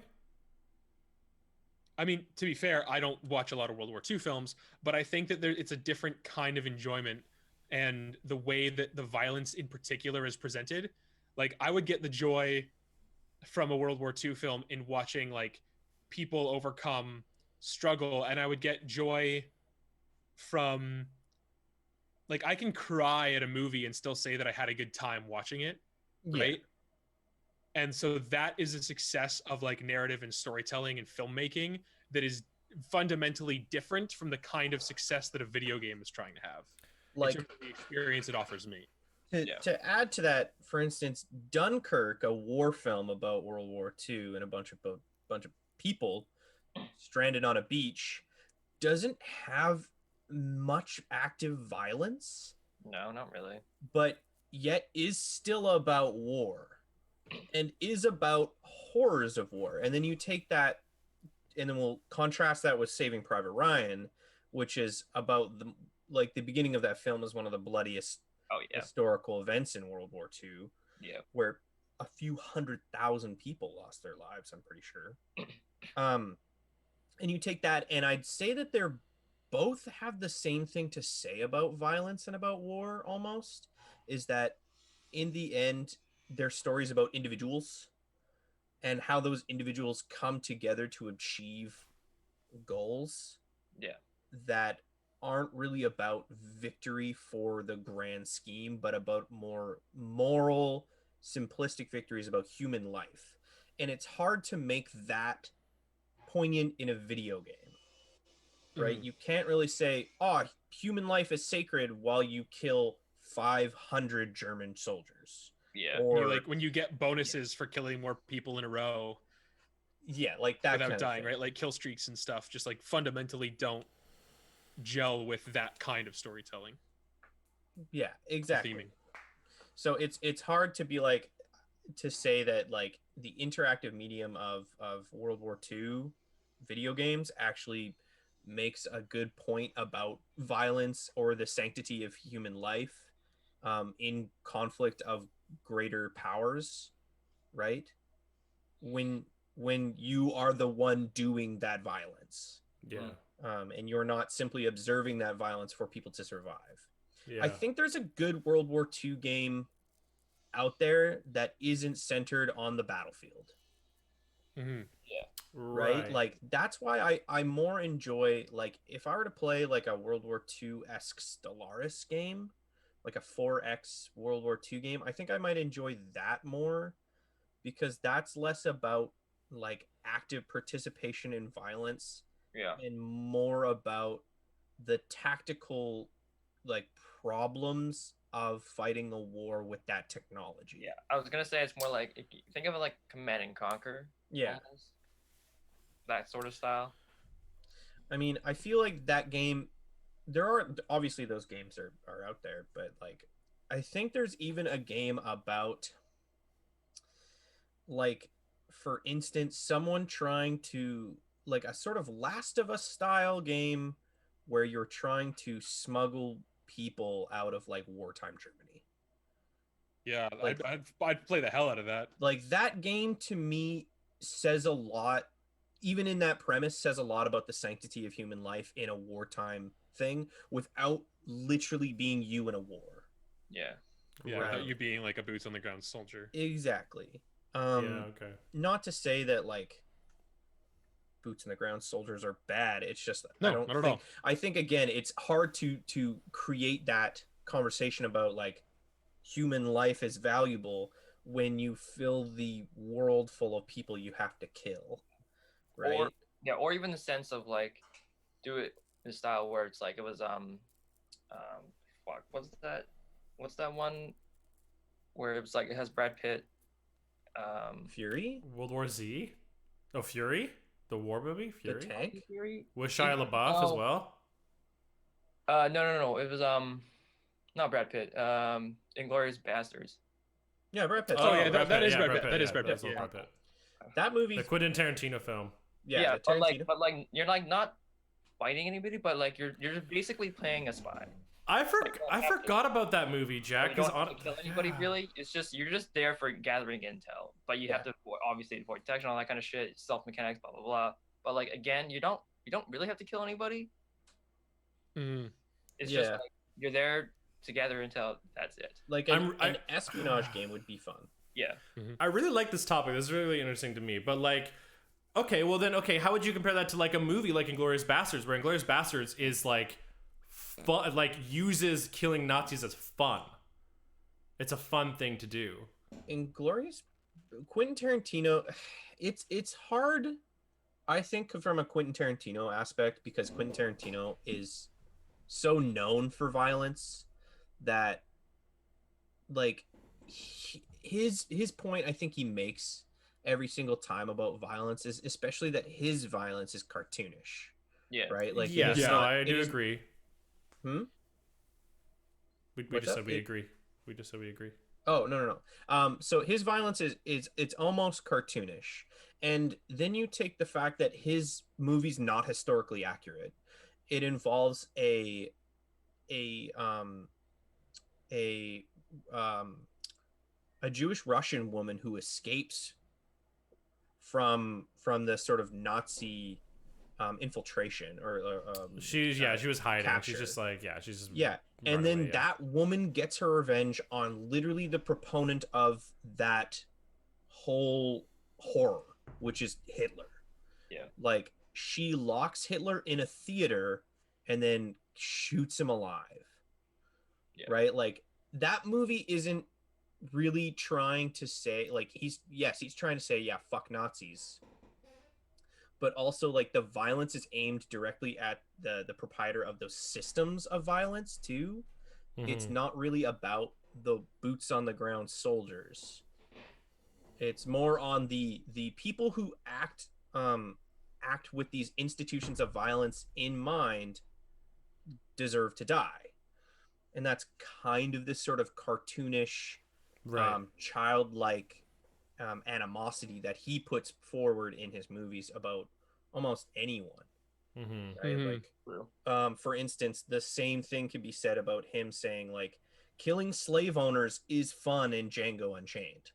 Mm-hmm. And Yeah. seeing that wild retribution of violence is cathartic. And it's the same Yeah. thing he says in Kill Bill. Yeah. You know, rapists deserve to die. People who Yeah. abusers and manipulators like who torture people deserve to die. Yeah. And that's the same revenge theme that he says in all of his movies, and it's pretty consistent. Mm-hmm. That like if you take whatever power you have and use it to enact violence, then you deserve to have that violence returned to you because that's the way that you understand the world. Yeah. And that's just like his basic message. Yeah. No, Um, 100% agree. Yeah. So like that's what I think Inglorious Bastards is trying to say, and it has other things to say about like film and about other things because obviously like what's her name is an actor, like the German spy, she's an actress. Oh yeah. And they all go undercover Right, I as forgot like about film that, yeah. crew, and then Yeah. the murders happen in a theater. Yeah. Like all the things are pointed towards cinema and how like literally the cinematic violence happens at a cinema and Yeah. is the thing that we want to happen, and that's the expectation he's playing on. So it's like that kind of whole thing. So I don't find it as bad because yes, he's trying to say it's fun, but that's his whole point through all of his movies. Is that sort of like message. So it doesn't bug me and it doesn't come off in poor taste because he's not like, you know, again, the Nazis are cartoon villains in a strange sense Right. who enact true violence. So it's weird. Like his fucking main character, what's that German actor's name? No idea. I have no idea. Oh, the guy who was also like in James Bond and stuff, like that guy. No, the actor who plays the Are you talking about Chris- Christoph Waltz? Yes, Christoph Waltz. Yeah, he's in Oh. James Bond. right? Like look, like his caricature and his character acting is this like, I'm very happy and nice to meet you, and I'm very respectful because you are. I like, think he's actually you know, Austrian. Yes, I could I be think you're wrong. right. But yeah, like that whole vibe that he gives off in all his movies is like very animated, right? They're Mhm. not going for historical accuracy in any of Tarantino's films. Yeah, he's going for Austrian. He's Austrian. pure entertainment value. Yeah. Okay. Good correction. But yeah, so that's why it doesn't really bug me, because it seems it's pretty consistent through his career's message. No, that's fair. Yeah, I think it's just such an interesting topic because, like, for me, like, you know, when I think back to like playing those Call of Duty games, I'd argue, yeah, I think it's there's this level of respect of like whether or not like you should be playing games like that. But like when I played Call of Duty, I was like so fascinated by just like that kind of like snapshot of time and just like looking at everything that's happening there, and then it made me like care about the World Wars and like made me do more research and like now. I don't necessarily pride myself, but like I enjoy that I know a lot about that time in the world and kind of like, you know, the conflict that arose and like why it happened and like how people died.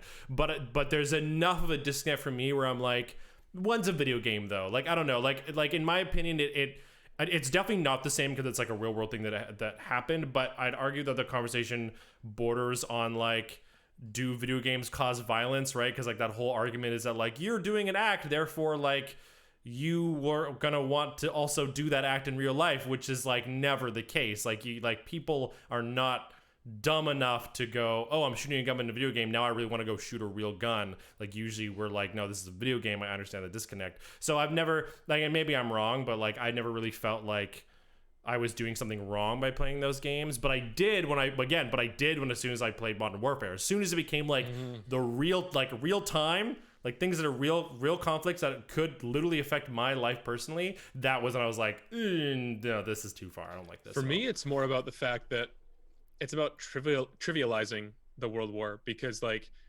right now, like there are, you know, less and less all the time, unfortunately, but especially when like those games started to become really, really popular, you know, there's still a lot of World War II vets out there. And there was still like a lot of people who like, oh yeah, my dad died in World War II, or like my grandpa used to tell me stories about World War II.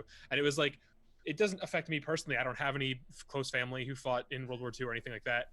But it was the fact that it does still touch us in a very real way. And it's the trivializing of that I find strange, right? Like it's the fact that, you know, take me for example, like my girlfriend has Austrian heritage, and so like I don't know all the details. Like I'm sure there's more family that I don't know about that had some kind of connection to being involved in World War II or touched by it in some way, because now her family's over here, right? That's not an accident.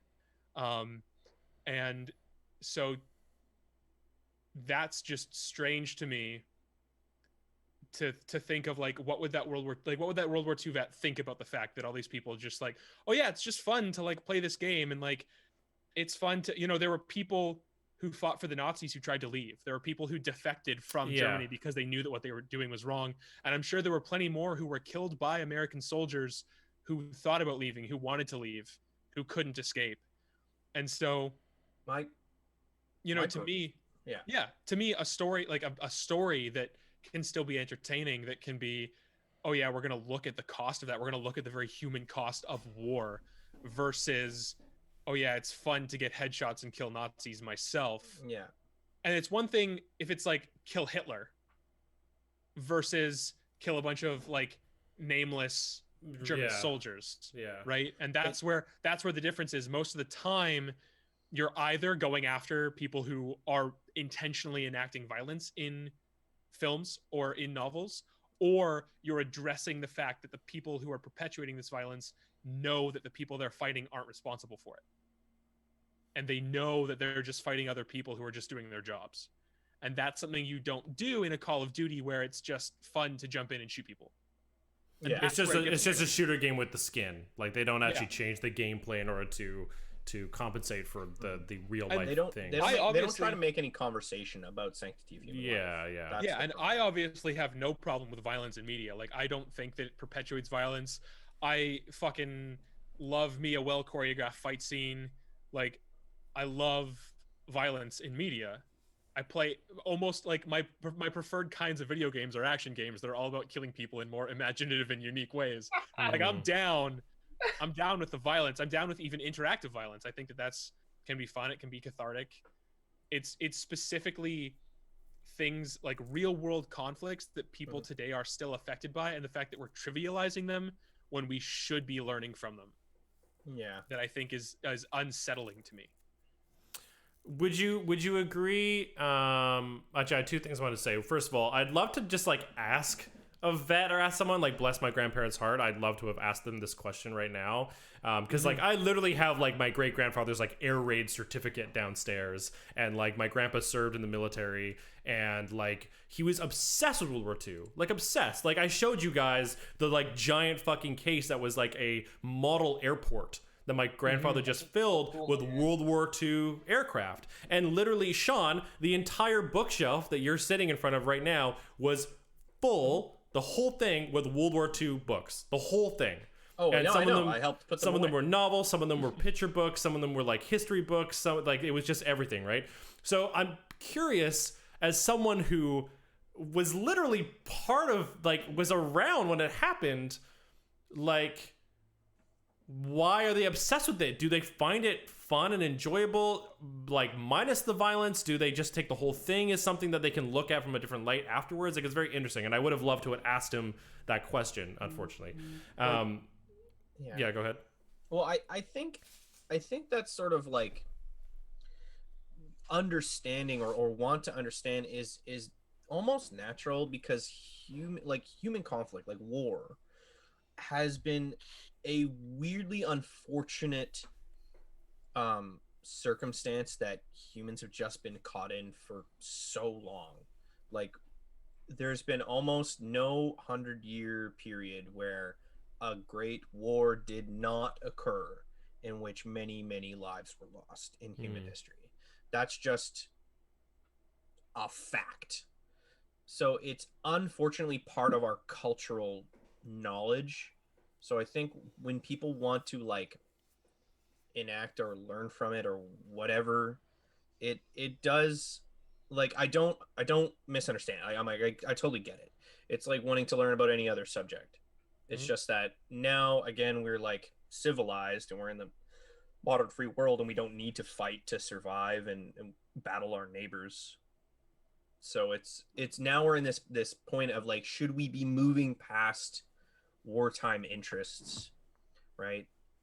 I don't know. It's strange. It's like, fascinating though. Like learning about like why humans go to war is so fascinating, unbelievably fascinating. Which I think like I love learning about wartime and stuff like that. I mean, like, from playing what few statecraft games I play every single time I go to war, it's always for resources. It's just resources and space. Weird. Mhm. That's the reason why. You Yeah. have something I don't, you have places I need. Yeah. Like, and the thing is we try and dress it up, and that's the problem, is that's just not true. Like, sometimes there is a noble cause to go to war, but more often than not, that's not the reason. Yeah. Right? Like, sometimes it's maybe about liberation, but not. No. And I Yeah, think that's why like- people are so obsessed with World War II. So my because next- it was one of the few times a liberation war was actually needed. Yeah. And when you were kind of morally righteous for going to war. Yeah, like the rest of the world, like the entire world basically now can look back and like for the most part agree that like the Allies were the heroes of World War II. Like they were unequivocally the good guys, Yeah. Yeah. right? Like You even can't do that with most Germany, of the wars. Yeah. even Germany has like very violently like distanced themselves from the Nazi party and like and Hitler's ideology.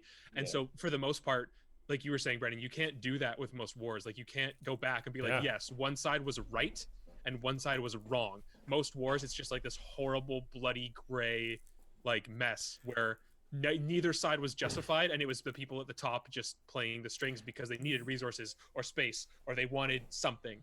Mm-hmm. The only other war I can think of that, in my opinion, has like an obviously winning side, and I think the majority of the world does, is the American Civil War. Because that was about slavery, and so the North was like, let's get rid of that. But there are many people in the South that agree that that wasn't, which I think they're wrong. It was wasn't about the point of the state war. rights. Yeah, and so My there right are to people own who don't that slaves. disagree, and I'm sure the people who I'm sure you'll find someone who disagrees about World War II. Anyways, Yeah, that's I the was only other talking war about I can majority. think of. Yeah, that's the only other war I can think of where it was like very obviously like, yeah, they were the good guys in that war. But every other conflict, like even the War of Independence, like any other great European war, a lot of Asian wars, like yeah, it's not very obvious who the bad or good guys are. And it's weird, right? It's weird how fucked up World War II is and how specific World War II is, and it's like no, you're bad. The rest of the world thinks so. So stop. And you know, that's also coming from, we need to acknowledge that like morals are relativistic. And while I think that you can derive some objective morality from like a humanistic viewpoint, the bottom line is in 1,000 years from now, like some kind of totalitarian dictatorship fascism could have like taken over the world, and they might look back on like ancient World War II history textbooks and be like, wow, I can't believe like our old Lord and Savior Hitler like lost, and the evil allies managed to beat them, and we had to like wait for so long to come to power. I Like think about that. everything about human society is like transient and temporary.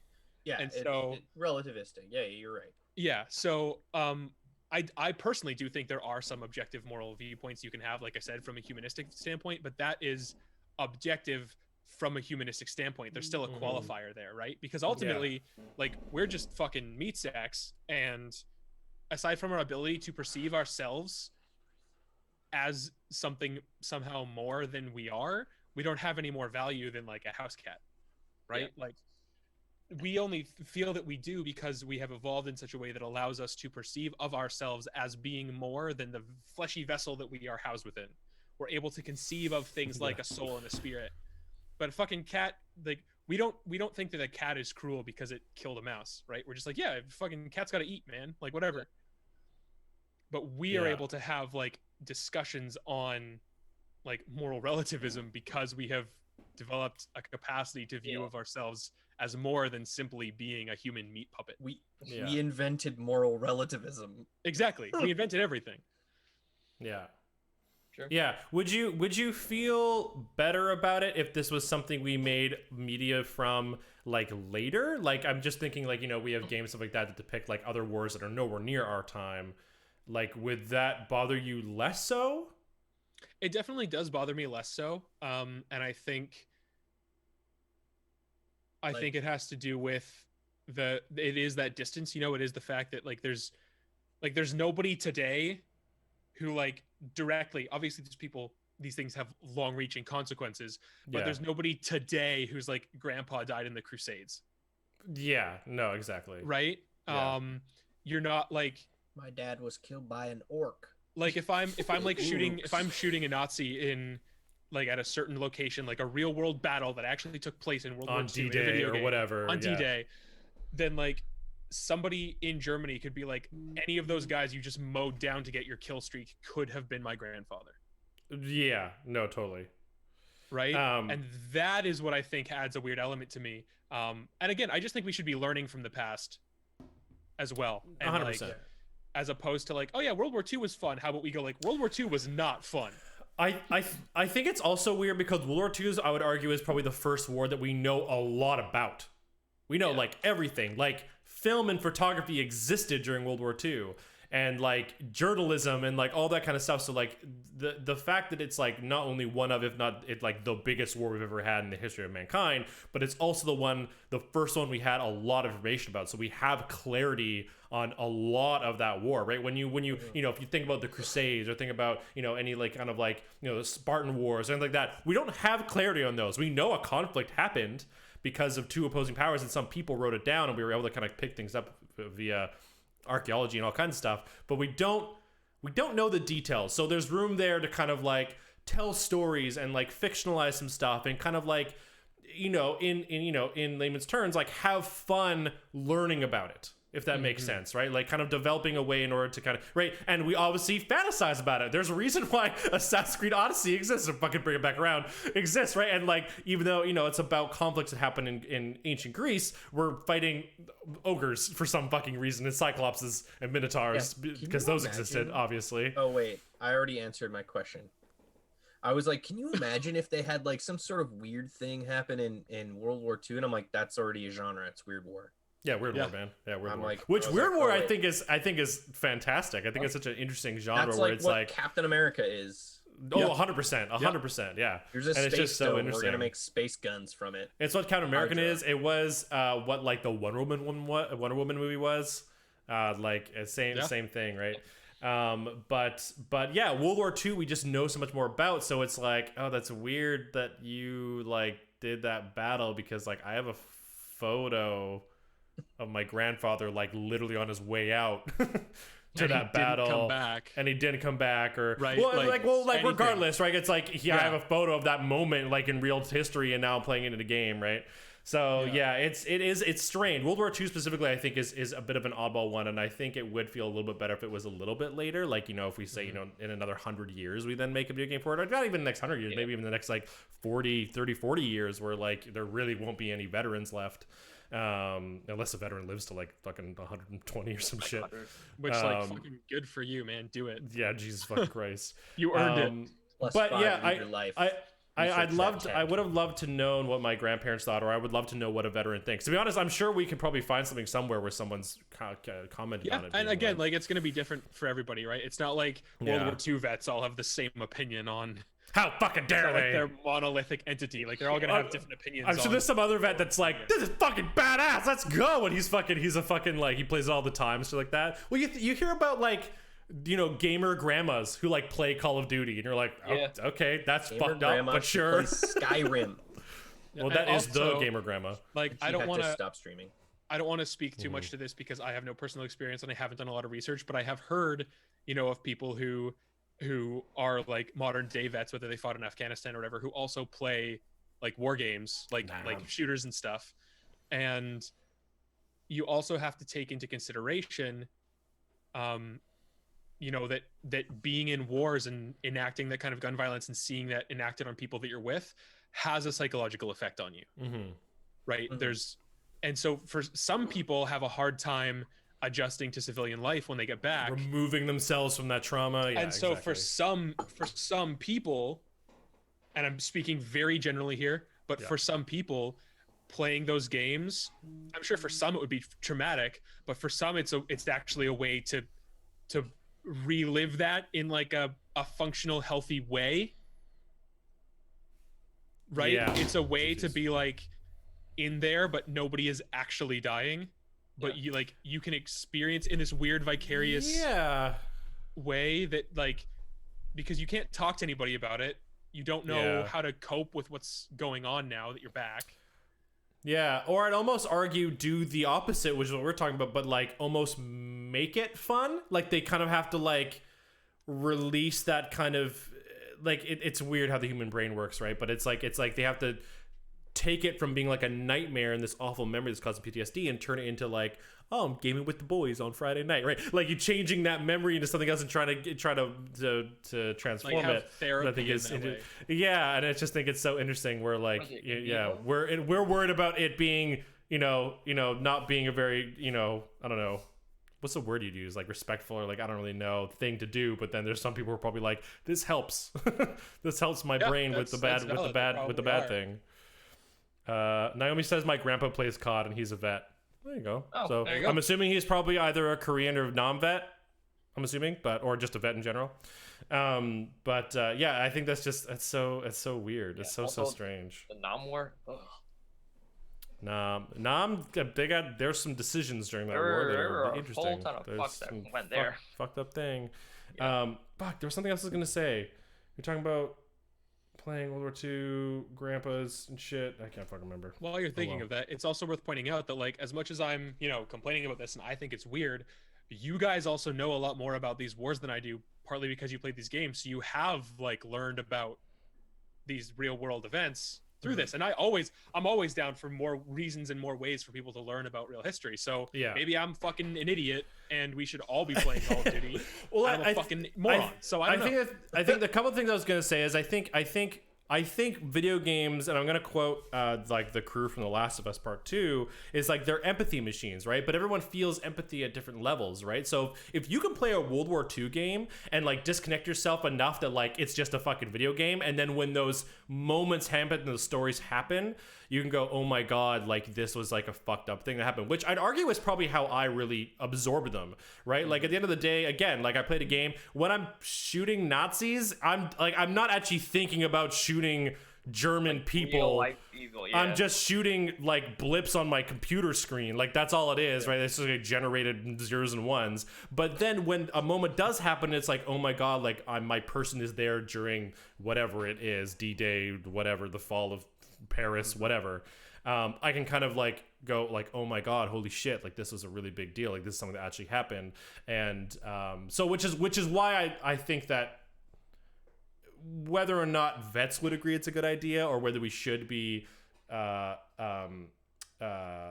glamorizing war in this way, I don't think it's not a good way to learn about history and absorb it in the way that you feel works for you, right? And the other thing I was going to say is that like I can't remember what the fucking plots are of Call of Duty 1, 2, and 3, other than obviously it takes place during World War II. But I remember like I'm sure there were a lot of moments where it does take the time to kind of like show empathy and go like, oh my god, like this is a really awful moment, that kind of thing. But it definitely is interspliced with like, all right, the fucking kill guys, like whatever, right? Yeah. And just fucking having fun for the sake of having a person shooter. Yeah. Because yeah. A game. Did you mention Brothers in Arms, Brandon? I did mention Brothers in Arms earlier, but I don't know anything about Brothers in Arms. I just know that it was another popular World War II game. Brothers in Arms is one of those games that it really. So you play with like a small squad of people Yeah. throughout the game. Like your one fire team squad. Isn't Brothers in Arms the same series as Bad Company? Isn't that like the same? Am I crazy? I thought it was the same developer and stuff. Okay. No, and they were really inspired by sort of like the World War II movies like Saving Private Ryan and Band of Brothers. Yes. Anyway, that game does a really good job of like humanizing the Allied soldiers you're with by just like making them have like conversations before and after missions, and like during. They're just like they talk like real people, and they're characterized really well. Like I still remember one conversation these two soldiers have where they're like complaining, they're arguing over who could win in a fight, Batman or Superman. And one of them says like, he wears glasses like a nerd, and he's like, he can jump over a building. And it's just also like, Kelly, your mic is like really hot out of nowhere. I don't know why. oh yeah, Weird. very strange. I don't know why. I don't know how to adjust the gain in this, so This really changed. There's Yeah, not a but, dial like, on the microphone. that It's game- got like volume dials for me listening back when I got Oh, I see. my headphones plugged into them, but it doesn't have any adjustments on the mic. Weird. It's not too bad, but yeah, it's just kind of boomy now. Yeah. Anyways. But that game specifically, the second one, taught me about there's a highway in was it Denmark? There's a highway from like the north side of Paris to Denmark, and that's called Hell's Highway, or it was known as Hell's Highway, and that's where the majority of Canadian soldiers served during World War II.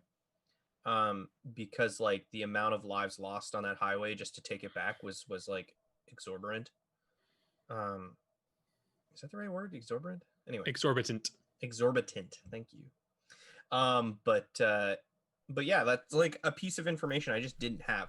So like there are communities there that if you wear a Canadian flag and you go there, they thank you for your country's service because Wow. because they helped liberate that like those towns essentially all the way up that road. But this game, you take place as like these American soldiers. I think you're escorting a tank company. But again, it does a really good job of like humanizing those people Mm-hmm. to the point where like that conversation of the sanctity of human life can almost happen when people that you get to know actually die within the game. You're like, oh no, that was the character I liked and therefore my friend, and now I'm like have to do and there's this vacancy now. It feels really like, I don't want to say good because obviously it doesn't feel good, but you know what I mean? Like it serves that purpose, that point really well. Yeah. Mm-hmm. And Kelly, if you want to learn more about history, you should watch Band of Brothers because it's really I good. should. It's really good. There's lots of Acting. things that I should watch, Sean. No, A specifically, very you should long watch list this. of films. What? Specifically a long list of films. I'm just remembering Yes. Kelly's got a lot of movies to watch. Yep. Just borrow it from John. He'll be like, hell yes, I want you to watch this. Maybe one day when I'm allowed to see human beings in person, I'll do that. He can go to He'll your ship door it to and you. leave it Get outside and him then run to away. ship it to you. Yeah. Ship it to you. Ship it. Doesn't everybody do free shipping now? That's how that works, right? Yeah, totally. Postal service for free. Yeah.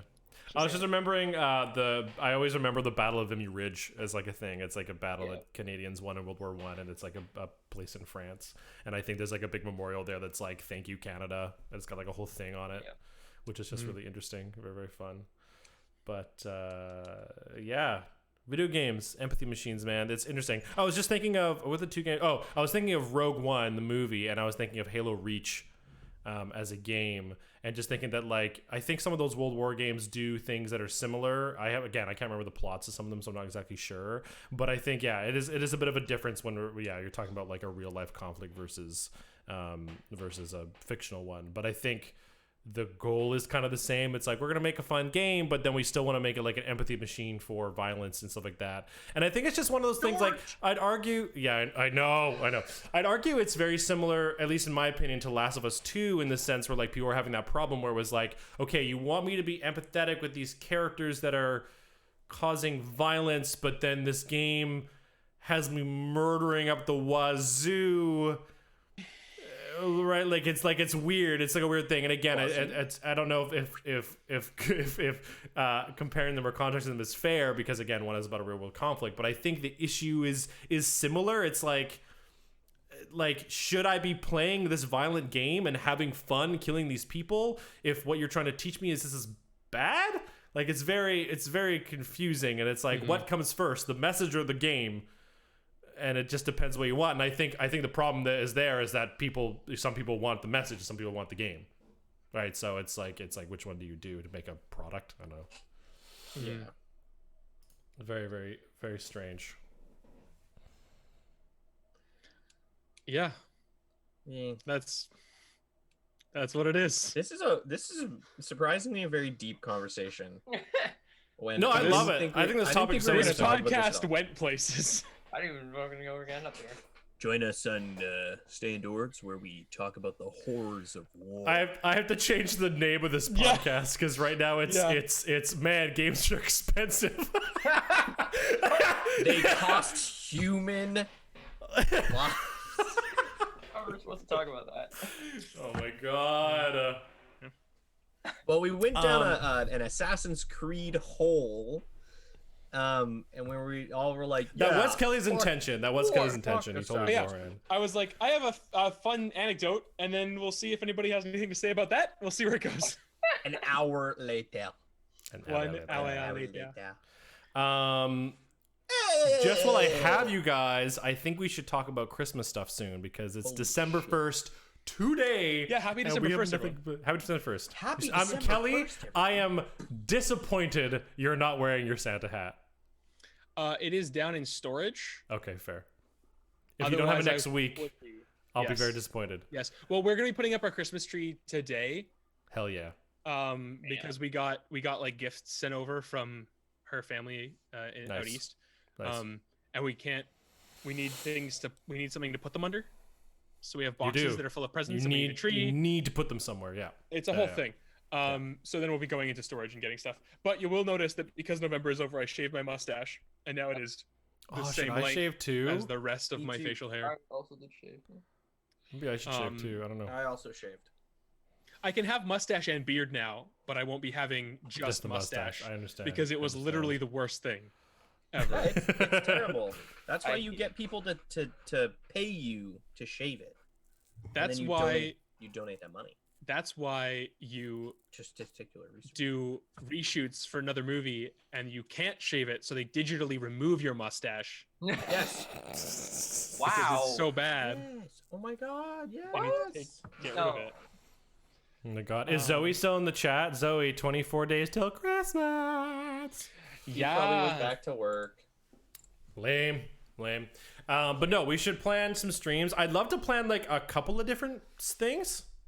I'd love to do something that's like really nice and close to Christmas. I'm just like a big celebration. We hang out, drink some fucking eggnog, do the whole thing. And I'd love to do maybe a couple other things like coming up to Christmas, whether it's like games that we've been wanting to play or whatever.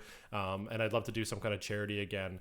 So if anyone in the chat has like suggestions for charities, things like that, I Yeah. think we'd love to do that. But Let us know. I think Sean and I mentioned something last week or the week before, and Sean, you were agreeing with me that we should do something that's about like maybe helping underprivileged families or something this Christmas, just because like not only does it suck in general when kids can't get gifts and things like that, or can't even fucking have a nice Christmas dinner this time of year, but I think that stuff is just accelerated and magnified due to COVID.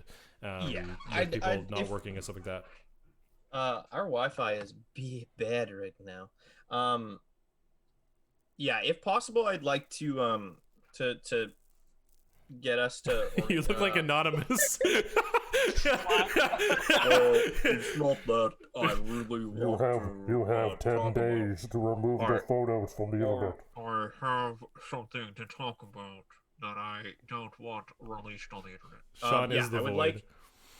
I would like to, if possible, get us to donate to maybe like a place that helps families, because like obviously it's COVID. Yeah. And Yes. it's- Sean, thank you for repeating what Brendan just said. I know, but I was busy. Oh my god. I also wouldn't be opposed to like finding like some kind of like toy drive or something. I think that'd be kind of fun. Or like even a video game drive, right? Where like you can like buy games or consoles or things like that and send them somewhere, or like give somewhere money that buys consoles and stuff like that for underprivileged families. I think that'd be kind of fun. A little more on theme. Fuck you, camera. Focus. Oh. Camera. There we go. Camera. But so Just fucking, laggy. like lagging the shit. But I'm very excited. The other thing I really want to talk about, and we haven't really done this as a group yet, and I keep meaning to call you guys about doing a meeting of some kind. I'd love to talk about some of our sub goals and stuff down the future, because now that we have a nice community and stuff like that, I'd love to kind of go like, hey, these are the things we want. This is what we want to do. I'd love to get Kelly a PC. I'd love to get some of us some webcams, all kinds of stuff. Hey, Kelly, you're the only one left. You're the only one left. We all got PCs now. You're the last one. You think I'm Chat, gonna we be need the some kind money. of Fucking, think I'm gonna be some kind of fucking PC gamer? Yes. Get outta Yeah, here. but then you can use it for editing and stuff too, right? Like there's more benefits than just my the games. laptop can edit stuff just fine. Can it? Can it? Yeah, dude. Kelly, Yeah. have you ever noticed? It's very minimalistic. It's a little bit slow sometimes, It's a little bit rock and roll. but it's not that bad. It's still a computer. I promise. The Avengers video took a long time because of me, not because of my laptop. But no, I'd love to start putting out those sub goals, and I think I'd love to do. Yeah, there's lots we got to talk about. We got paid, by the way, too, which I haven't really talked about. We'd love to think about what we can do that because you guys are all lovely, mwah. And we can help each other out, get someone something to kind of help out with making some more content. Sean, But did that- you get yourself a cam? Because you were talking Not about yet, buying no. one. Okay. Not yet, because I think I asked you, and then you were like, "Oh yeah, they're all sold out." And then I went to look, and They're also That's a conversation And then- for the four and of then- us to have with the four of us. Yeah. We don't need to subject is true. these poor people to our business meetings. So with that, I think we're all done here, folks. bye are. chat. Ladies, Thanks for hanging out. We're gonna be here next week doing the same thing, same bat time, same bat channel. And yeah, we appreciate. Obviously, it was kind of stuff we were just talking about. But we appreciate all the subs. We really appreciate you guys coming and hanging out with us when we're gaming, when we're just chatting, when we're doing whatever. Yeah, and we will catch you on the flippity flop. Hey, Brandon, Bye. where Yeah, is what's up? everyone like located on your screen? I want to do something really quick. Where is everyone located on my Like, screen? are you on the top left or the top right? I'm on the top right. You're and you're where- in the bottom right. And I'm in the bottom right. And where's Jack? Bottom left. Okay, and then Kelly's in top right. Okay, Top Top left. everyone- left. Top left. no. Oh right. Yep. Brandon, why'd you move? Don't move. I didn't. I said I, didn't was top move right. You stop moving. You moved. what is happening? Okay, so now we're all oriented the same way, so it looks like I'm looking up at Kelly. So wait, am I Kind of. bottom left? Now you're looking at me. Hi, Sean. Wait, is that the right way? Hey, Kelly. Oh, it's Wait, that wait, way. Hey, Jack. Hey man, I don't know which way I have to go. I don't know which way. Cameras. This way? No, other way. Other way. Other way. Hey, man. There you go. There you go. Bye, guys. Bye. Bye. Bye. Oh my god. Now we can now.